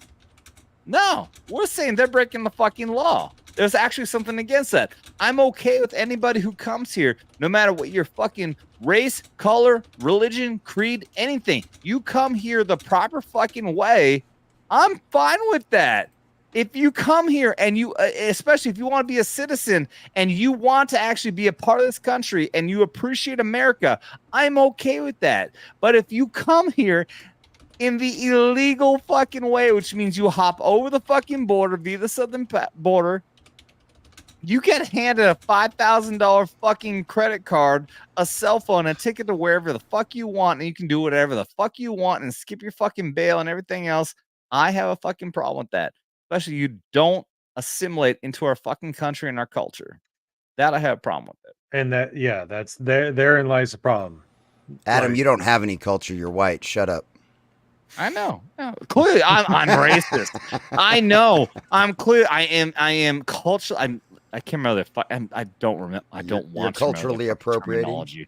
I feel like like they've got this stupid fight. I'm inherently racist because I'm white. Oh yeah, of course, yeah. You're automatically racist because you're white. Yeah, it's automatically. Yeah. I'm born that way. Absolutely, 100%. You don't even know about your own internal racist bias, and the fact that you aren't actively anti-racist automatically shows that you're racist. Exactly. I need to check my privilege. You're 100%. I need to check my privilege and let everyone know I am anti-racist. It's not enough to say that I'm against racism. You need to be an ally, Adam. Yes, you have to be an ally, and you need to show your support. You need to put your black flag over your fucking profile picture. I need your pronouns in your fucking bio, please. Exactly. Also, I need your credit card. I need your credit card, your zip code, and also the last 3 on the back of that. And goddamn, if you don't donate fucking 20% of your fucking income every Black Lives Matter, you are. They want more than the church. They want more than the fucking church. They want more than God. The fucking bastards. That's how he shows you how evil they are. 20%? What the fuck? Even God doesn't ask for that much. Mo, what are you trying to say, dude? Oh no, what I was trying to say is I feel like the rift in these racial communities are due to Common Nerd because he ingests all of the THC and he's being a greedy motherfucker. That's right. Yeah, it's not like I don't sell this shit. Yeah, no, he's been. I don't have a. I'm surprised his teeth have been falling out of the front of his face because he's been coughing so much. So, but you know what? It gives me great abs. I bet. Oh, dude, yeah, my fucking beard does nothing for me other than. Yeah, look at that jiggle! Look at that fucking jiggle! Oh my god, look at that! Yeah, that's right, young man. Spare tire right there, baby. Yeah, that's right, buddy. Oh my god, that's my fucking. Yeah. Oh wait, no, dude. Okay, I got challenged earlier that I had somebody tell me that we might actually do a shirtless stream. We gonna do this? No. Shirtless stream? No. We need to get through these shots and shut this down. You're already don't do it. You're already gonna feel bad. No, Jesse, you. saw that. You that. were never around for the shirtless I saw streams. that. You were never even fucking. You know what? Fuck it. There he goes. Ah, dude. Oh wow! Whoa! All right, I'm gonna have to go get my I'm gonna have to go get a sandwich. Holy shit, son! to go get a sandwich. That's right. This is the first fucking shirtless stream we've had in a long fucking time. And you know why? Because I'm fucked up right now. Because he's gotten a lot fatter since the last time he did this shit. There's a reason he doesn't go hiking without his shirt on anymore and his fucking strapless backpack. Excuse me. Wait, hold on. Did you take off your shirt or not? What? Your shirt's still on. I mean, I'm just judging by what I'm seeing here. He's saying you're a furry bastard. You got like a sweater This vest coming on. from the Swedish fucking hairless cat, so... This gives me a good opportunity at least to promote the backside of my fucking t-shirt. There you go. Yeah, I couldn't show this. Yeah, it's the Yeah, force the force is fucked. The force is fucked. The force is fucked, and the chest is puffed. Please, you get the vet sock in the front, and the force is fucked on the back. Yeah, I do like that. That's a good one. I do like this shit. I like this shit. You're bringing me one of those in Vegas, right, Adam? Oh, dude, am I gonna bring one? I've already had this conversation with Gal and others. Yeah, I want to get time. Want to budget out to get shirts for everybody on the panel. Yeah, no offense to my wife, but I would have been okay with I Gal taking her legitimately, shirt I off. tried. I'm not bullshitting. I legitimately worries. tried. I could not afford to do it. Oh, I believe it. Shit's fucking expensive, especially with t-shirts and stuff like that. Yeah.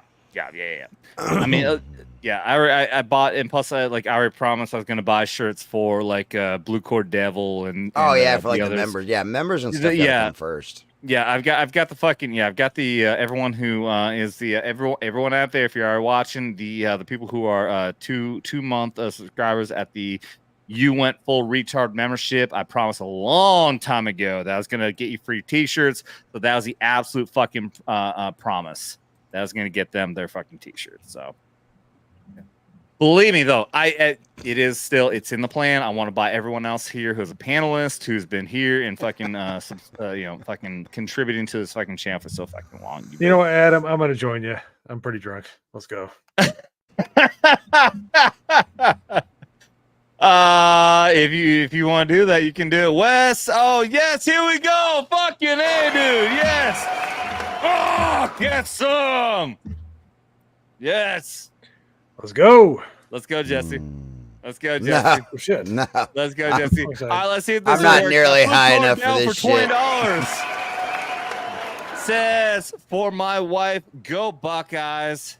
Iowa Buckeyes. I do honor them. They are great members of the, I do believe, Big Ten. I apologize if I'm wrong. Me, go Pokes, Wyoming, and Cowboys. Hey, dude, to each their own. Fucking support your shit.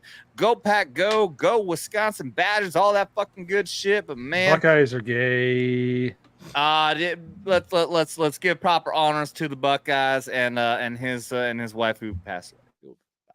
Let's honor the Buckeyes and to Blue Cord's wife, and I'm not gonna play in my videos with that. Let's give a shout out to Blue Cord Devil and his wife. Cheers to you, buddy. Oh, I have more shot videos to go through.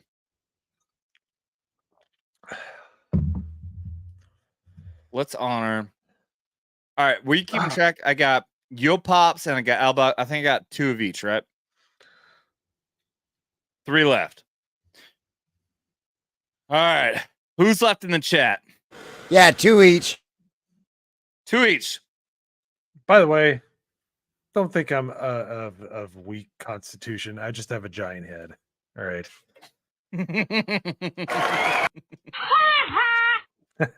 I wasn't sure what's wrong. Wait. Oh no, cringe. I was born on a Dublin street where the Lyle drums did beat. The loving English speaker walked all over us. I forgot that song came after that. I was like, fuck it, I'll let it play out. Oh, Applebox thing. I know I should have kept my shirt on. Damn it. Somehow I feel like this is the point where when I wake up in the morning, this is the last point I'm going to remember. That's all right. Let's go. Skål. Skål. Wait, why did I say it? No, fuck that. No, that's Minnesota Viking shit. No, it's Swedish. I'm Swedish. I'm mostly Swedish. You know, Partially Irish, mostly Swedish.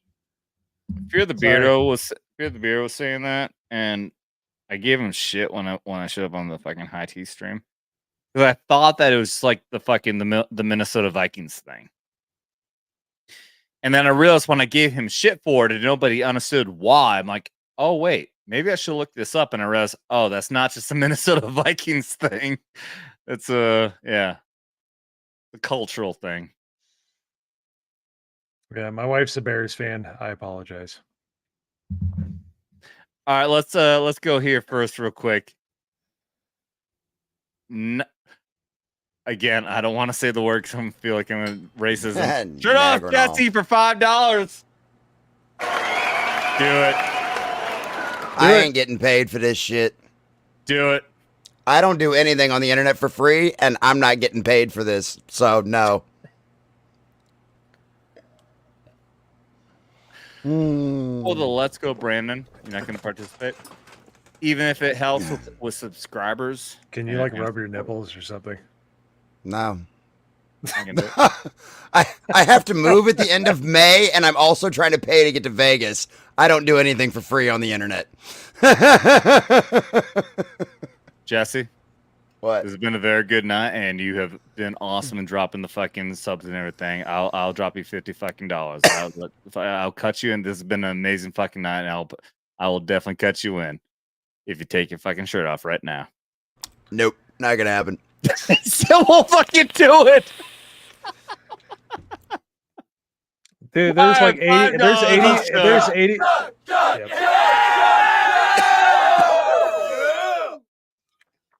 I tried, guys. I tried. There's 85 years of sexiness in this chat right now. Let's go, guys. Come on. I stream literally 6 days a week on my own channel. You guys can play this game at any time with me. All right, I'll tell you what. Invite me on one of your shows sometime, and we'll see if we can bring some people over there. How about that? That sounds like a lot of fun. I actually do need to have you on. I don't think I've actually even had you on one of the shows. No, you before. haven't. What is a good content night to have me on? Depends on if you want to play video games or if you want to talk about pop culture.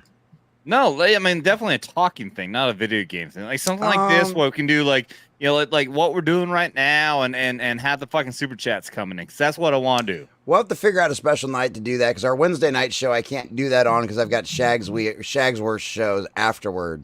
But yeah, we'll definitely have to find a time to do hell, that. Dude, whoever this blowcore devil guy is, I brought some. He's a degenerate fucking infantry grunt. That's why we love him. That's why we love him. That's why we love him.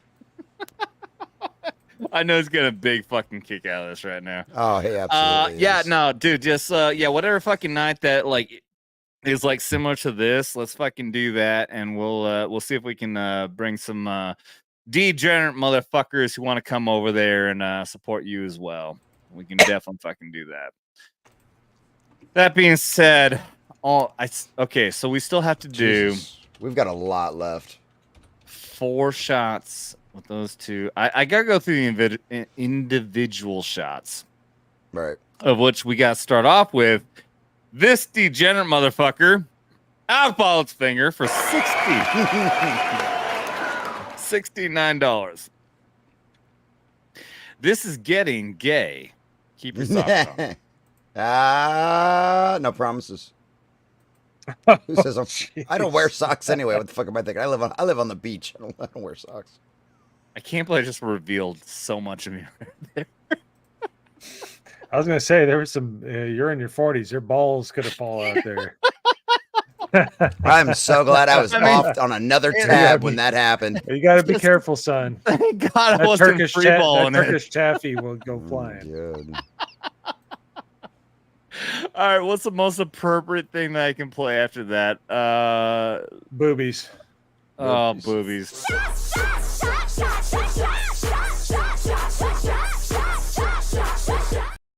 I don't think that's the boobies you're thinking of. Al Baldwin saying it. Thank you very much. Thank you very much. We're at 3 hours and 28 minutes. Yes, we are. I honestly don't think I have enough whiskey left. I know, right? I have just for all the enough. shots that we have to do. Yeah, I have just enough. And this is taking half shots. Yeah. I don't know why or how, but this may be the biggest, most profitable stream we've ever done. You're welcome. Yep, Mo, you Bravo the sexy. That's right. That's we are right. The giant collection of assholes. Don't you dare disrespect us. That's how we roll. All right.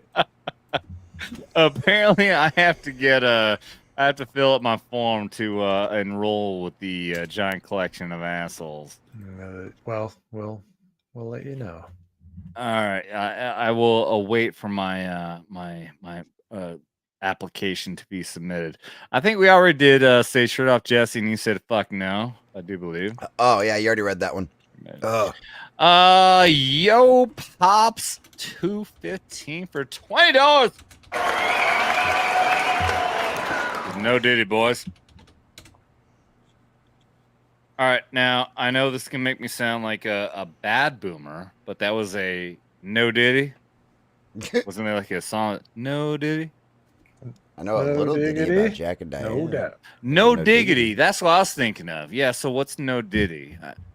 Oh No wait, diddy? just no No No homo. diddy, boys. No diddling each other. No Well, there's homo. no that. No No diddy diddling. is the Okay. homo. Yeah, no homo. No homo. But also, there's a P Diddy just did the fucking weird fucking humor. Oh yeah, there's a whole bunch of different Diddy stuff going on. I heard people getting shut down for fucking saying this shit. Allegedly, there's some bad stuff that maybe the person known as Diddy. We're on YouTube. I know it sucks. I have to censor myself. Yep. That's why I like Rumble. Yep. Everybody, check out Rumble. I'm not bullshitting. Hey, I even tested this. If you do Vets Talking, pops right up. No G, or even with an apostrophe, because I think people have asked me, hey, do you have to put an apostrophe? And I said, don't put an apostrophe. You can put that. You can put in Google or fucking anything. You will find all of my shit. Just put in Vets Talking without a G, and you will find all of my shit. It'll all pop up, even on fucking leftist fucking communist fucking Google. It'll pop up. Pretty wild. Pretty wild. Pretty wild. I did not have that foresight. I had no idea. I just thought that Vets Talking sounded fucking cool. I had no idea like the algorithm and all that fucking shit will work out, but it does. Yeah. So, yeah, check it out. If go do that. You can find my fucking Rumble, my Facebook, fucking Twitter, my OnlyFans. Nah, I fucking knew it. No, OnlyFans. Oh no. Oh wait, it doesn't work that well unless I do this. The fuck. There you go. There you go. Then you find the OnlyFans. Oh, look at that. He's getting into it. Come on, Jesse. You're the only outcast. It's because I'm working on Jesse, shit in the You gotta background. feed the ducks. Get into it, baby. Feed them ducks. Feed them ducks. No diddy, baby. You ain't gonna fucking do it. Pussy! Oh, I smell bitch in here. Yep, smell like bitch. I'm sorry, dude. This is my drunken fucking form of entertainment right now.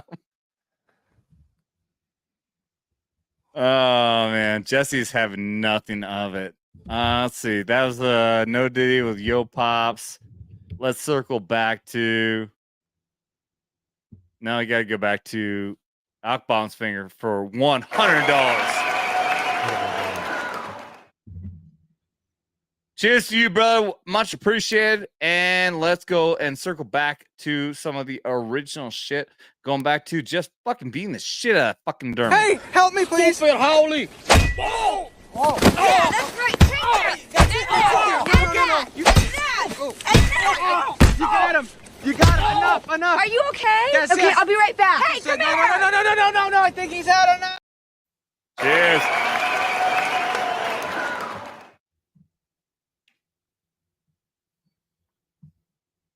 All right, is anyone enjoying the fucking stream right now? I feel like everyone's. I feel like I'm performing for nobody except for the common nerd who won't take his shirt off.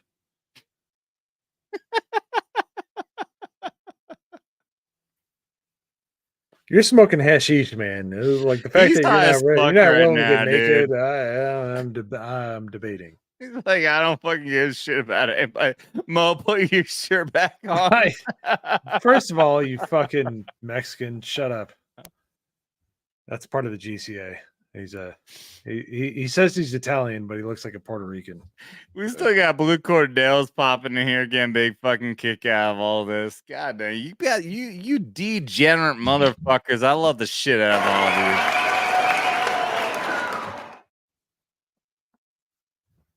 Like I have no idea where else to go. We can keep on doing the shots, but the conversation is going to keep on going. Wait a minute. I have some fun stuff to show.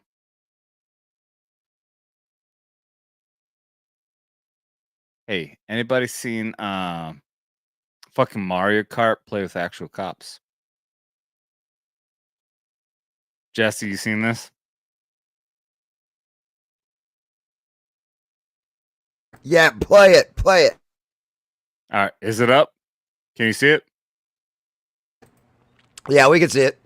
Minding his own business when a man drove up in a go-kart tossing shells like he was Mario. And naturally, the cop instantly pulled him over. Threw the red and blue shells at my vehicle. Is that illegal? Yes, sir. It's vandalism. You have to tow on your vehicle. Bruh. Hey, man. Can you step out? Yes, sir. What's going to possibly to get it back? Fucking love this. Gold coins? It's me, Mario. I always got gold coins on. No, that's the only way. That's bribery. This cop was just fucking bribery. Fucking love that, dude. As soon as I saw that fucking video, I thought it was legit all the way until he poured the fucking coins in his hand. I'm like, oh my god, okay, this is the best fucking setup for a fucking joke ever. That's fucking great. Roy.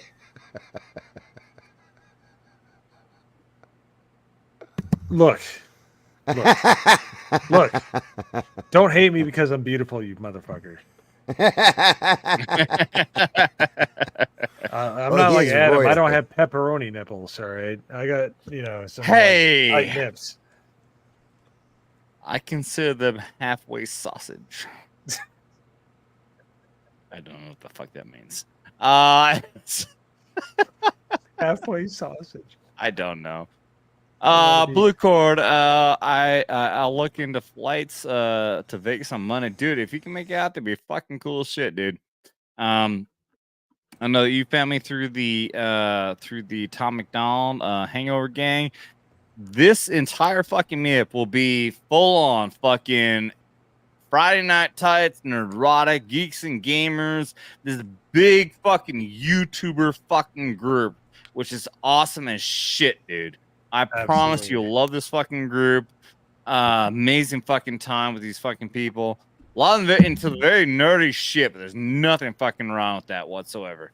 If you can make that out there, dude, fucking, it'd be great. I hope we can fucking coordinate that. Dude, he'd fit right in, trust me. Oh, guaranteed. Guaranteed. No doubt. Maybe we can get Common to take his shirt off. In Vegas. Oh. I can't believe you put your shirt back on, you fucking pussy. I look, Common's being a bitch, so I don't want to be mean, but he needs to take his shirt off. I've never met anybody that smokes hashish that is like... You have to be a bitch to equal out his bitches. That's how I fucking added that man up. There you go. Oh, that is funny as fuck. Hold on, let me check something. Oh, I smell bitch in here. Yep, smell like You're bitch. not talking about me. I know you're not talking about me. No, that's not about you. That's not about you, motherfucker. Son of a bitch. Oh, that is funny as This is all me trying to figure out like the new fucking like the keys and everything. Like this one, like I still don't know what the fuck this works for. Oh my god, I actually shed my own tears. It's just there. It's funny. It's just fucking there. I don't know why I have it, but it's fucking there. And that being said, the same thing like with somebody like when they drop their fucking super chats. Let's see, we already did. Fuck, keep me track. We did No Diddy. Did we do? Damn, I have to go to my. No, we didn't do this one. I'm not sure what the fuck you mean exactly. Damn, I have to go to my in-laws today at noon. He's obviously been drinking along with us. Yes, he does usually. This is why I love him, because he plays the drinking game with us, and I love him for that. Let's see. You have to go visit your in-laws. So what does that mean? Let's tase somebody for that. Let's assume this is your in-laws. I don't know. There you go. That's the stuff. I like the intensity. Eye of the tiger. Good. You're holding 50,000 volts, little man. Don't be afraid to ride the lightning. No! In the face! In the face! Cheers!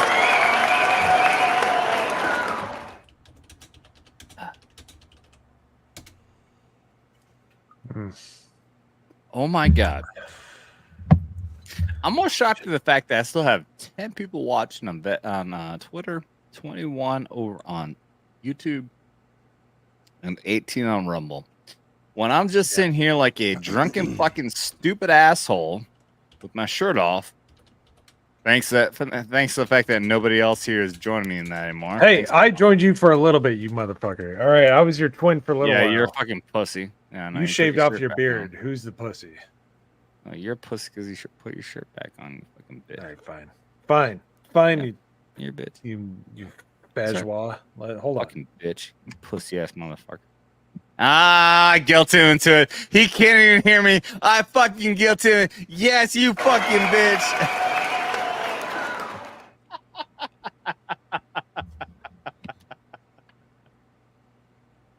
All right. You know what you just fell into? There's a trick in the military. Wait, you have your headphones in? Can you hear me? Yes. Yes, I do.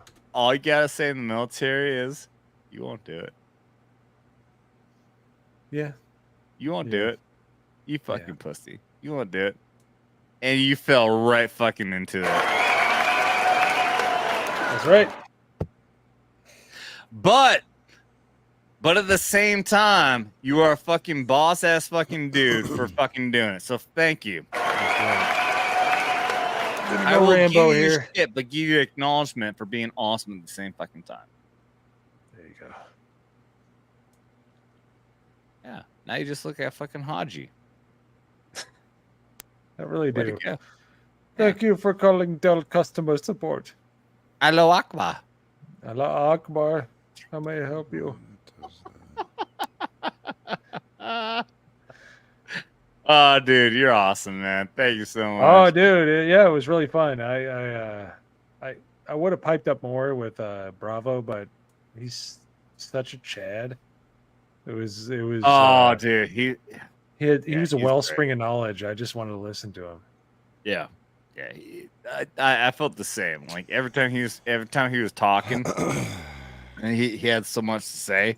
Like I don't even want to interrupt him with a fucking question. Like I just want to keep on fucking talking. Yes, people like that. Like so, I've said this on here many times that we've had such a wealth of knowledge and a wide variety of fucking experience when it comes to the military. And we have the infantry from both the military, the Marines and the Army and everyone else. We've had the special operations being from the Rangers of, the Ranger medics of Ranger Rob. We go through the litany, but I am always looking to branch out and get more experience. When I hear him talking about this fucking like combat, not combat, counterintelligence fucking agency has always been something I'm very bit fucking curious about. Stop. I'm drunk. Hi, everybody. I was like wondering where you're going with that, but okay. I know. What else do we have? Do we have more fucking individual fucking drinks I have to do? No. I don't know. Do we? I don't think we do. Guys, let me look. I have a feeling that I have to do. Okay, we did that one. We did the no Diddy. I would have to do fucking this one. Well, you did a full shot for that one, didn't you? For the 69, you did a full shot for that one. I'm saying right now that I know I owe more shots for these guys. Yeah. We've got one more for Alec Baldwin and 2 for Yops. Yo Pops. Yeah, Yo Pops. Okay. 2 more for Yo Pops. Are you guys still in the chat? Yeah, Yo Pops is still in there. No, they're still Alec in here. Baldwin's They're fingers, too. Oh yeah. I know they're fucking in here because I'm in my Discord on my group. They're fucking around. I know what they're doing. All right, I'm leaving it up to you guys. Tell me what I gotta do. I got you. No worries. All right, so that's one more off. That's the last one off of Alec Baldwin's finger. Then, so do that shot, and that's the last one off of Alec Baldwin's finger. Okay, Alec Baldwin's finger. Okay, awesome. That's the last one. That zeroes him out. Let's just mushroom stamp Dermot.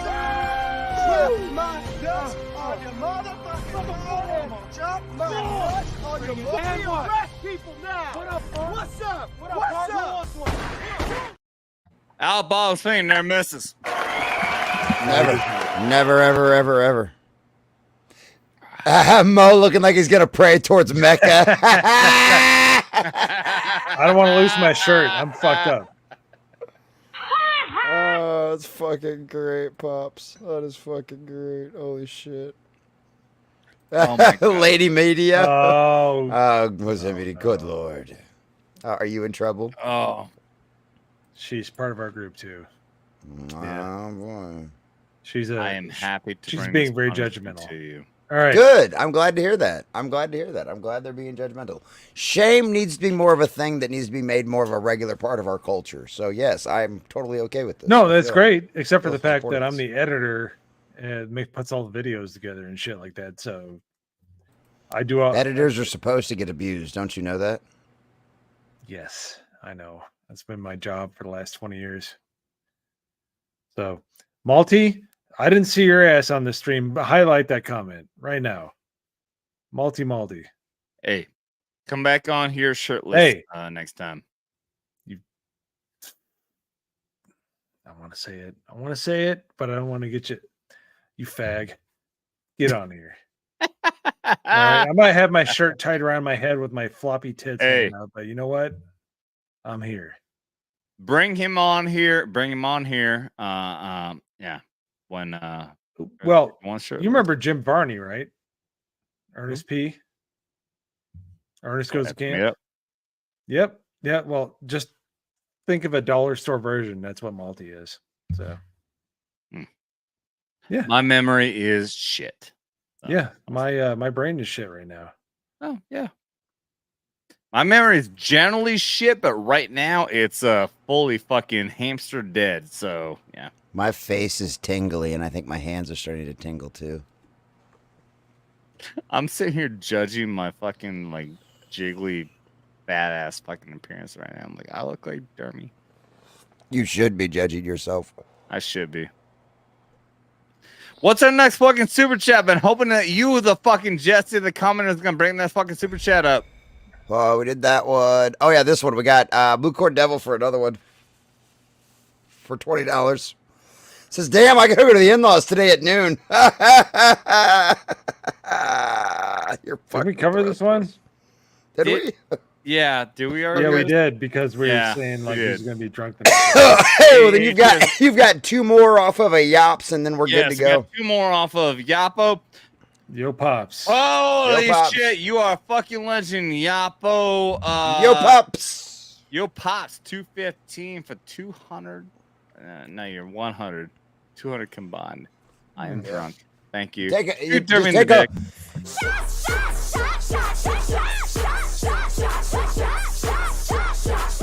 I apologize. I wasn't If you shooting take- him in the dick, but y'all deserve it anyways. if you take a full one, you would have been good. Was that a full one or a half one? I would do half. There. Okay.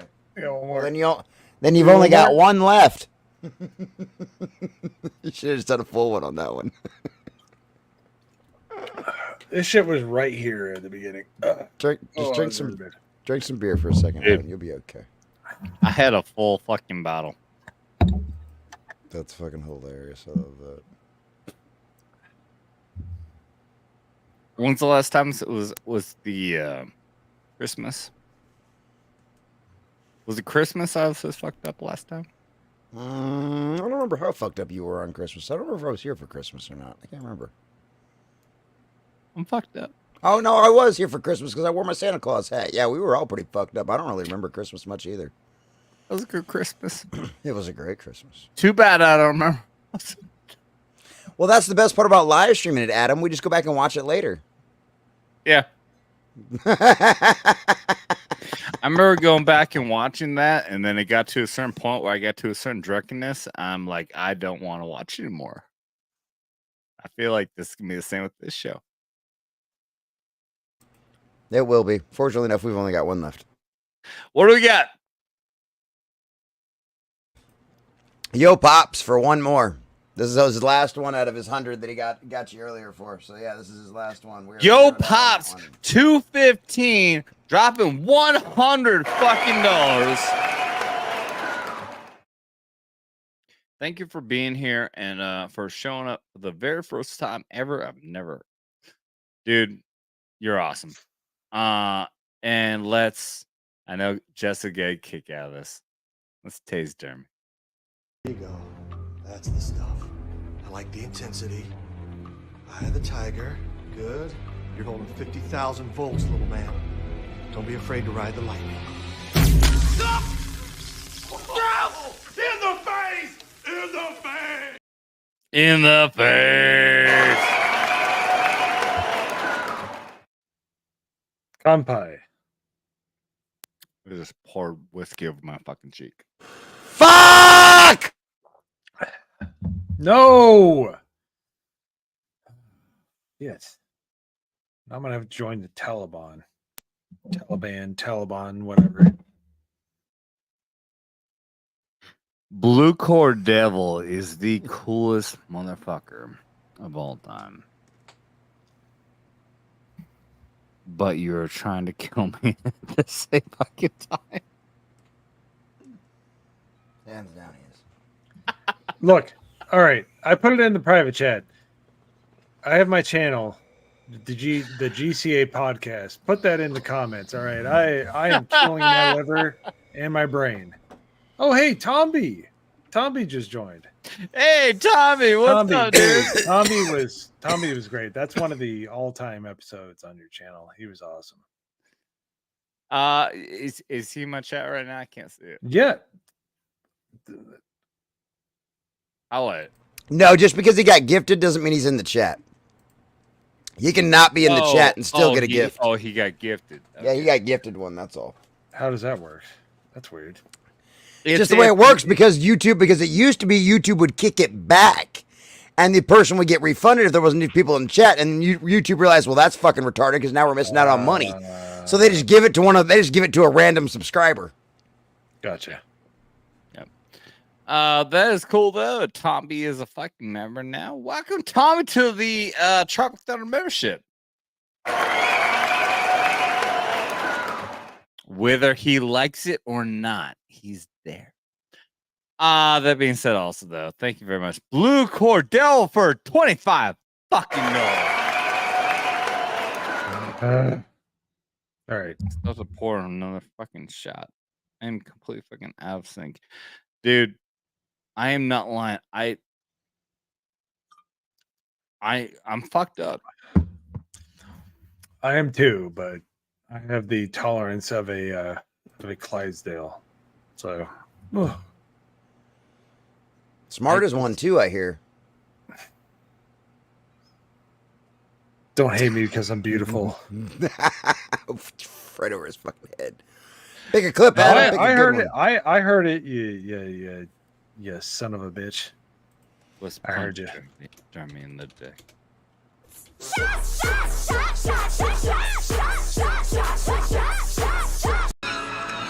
Come on, now.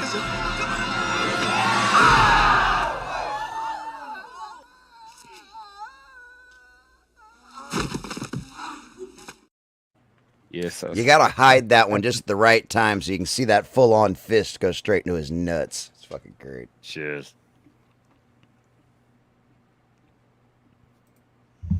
All right, that's it. That's all of them. They're That's all it. gone now. Oh, thank merciful. I was say it's almost 1 Thank o'clock you in to the the morning. merciful God, and that being said as well, thank to the everybody who is out there, to the Jesus Christ. This is what do you call the weekend? It's Easter weekend. Easter Just weekend. remember, Jesus died for Adam to be able to do shit like this and ask for forgiveness later. This is correct. Yes. Pray for me to actually go out and please and actually go out and ask for forgiveness, because I would like to actually do that. Not to get too political, too religious, but yes, this is Easter weekend. Yes, it is. I got my today's Easter. Happy Easter, everyone! It is officially Easter. Happy Easter! Happy Easter, everybody! And we close right. that out with Yeah.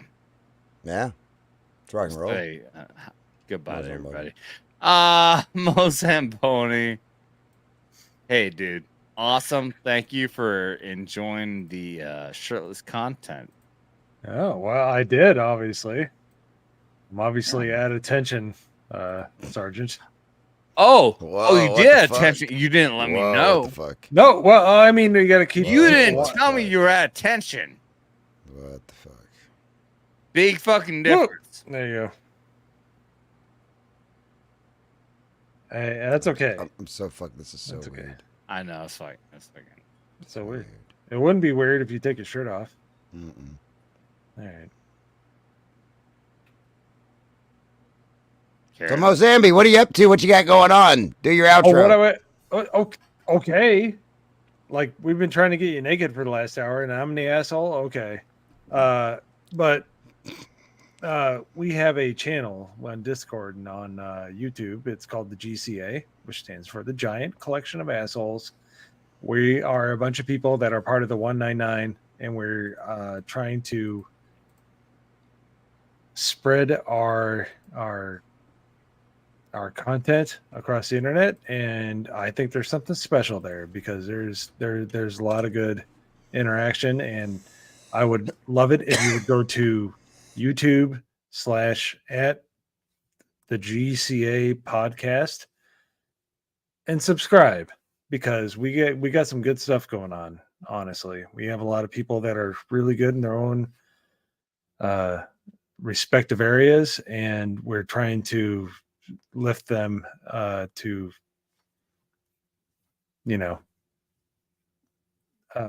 accentuate their qualities and yeah.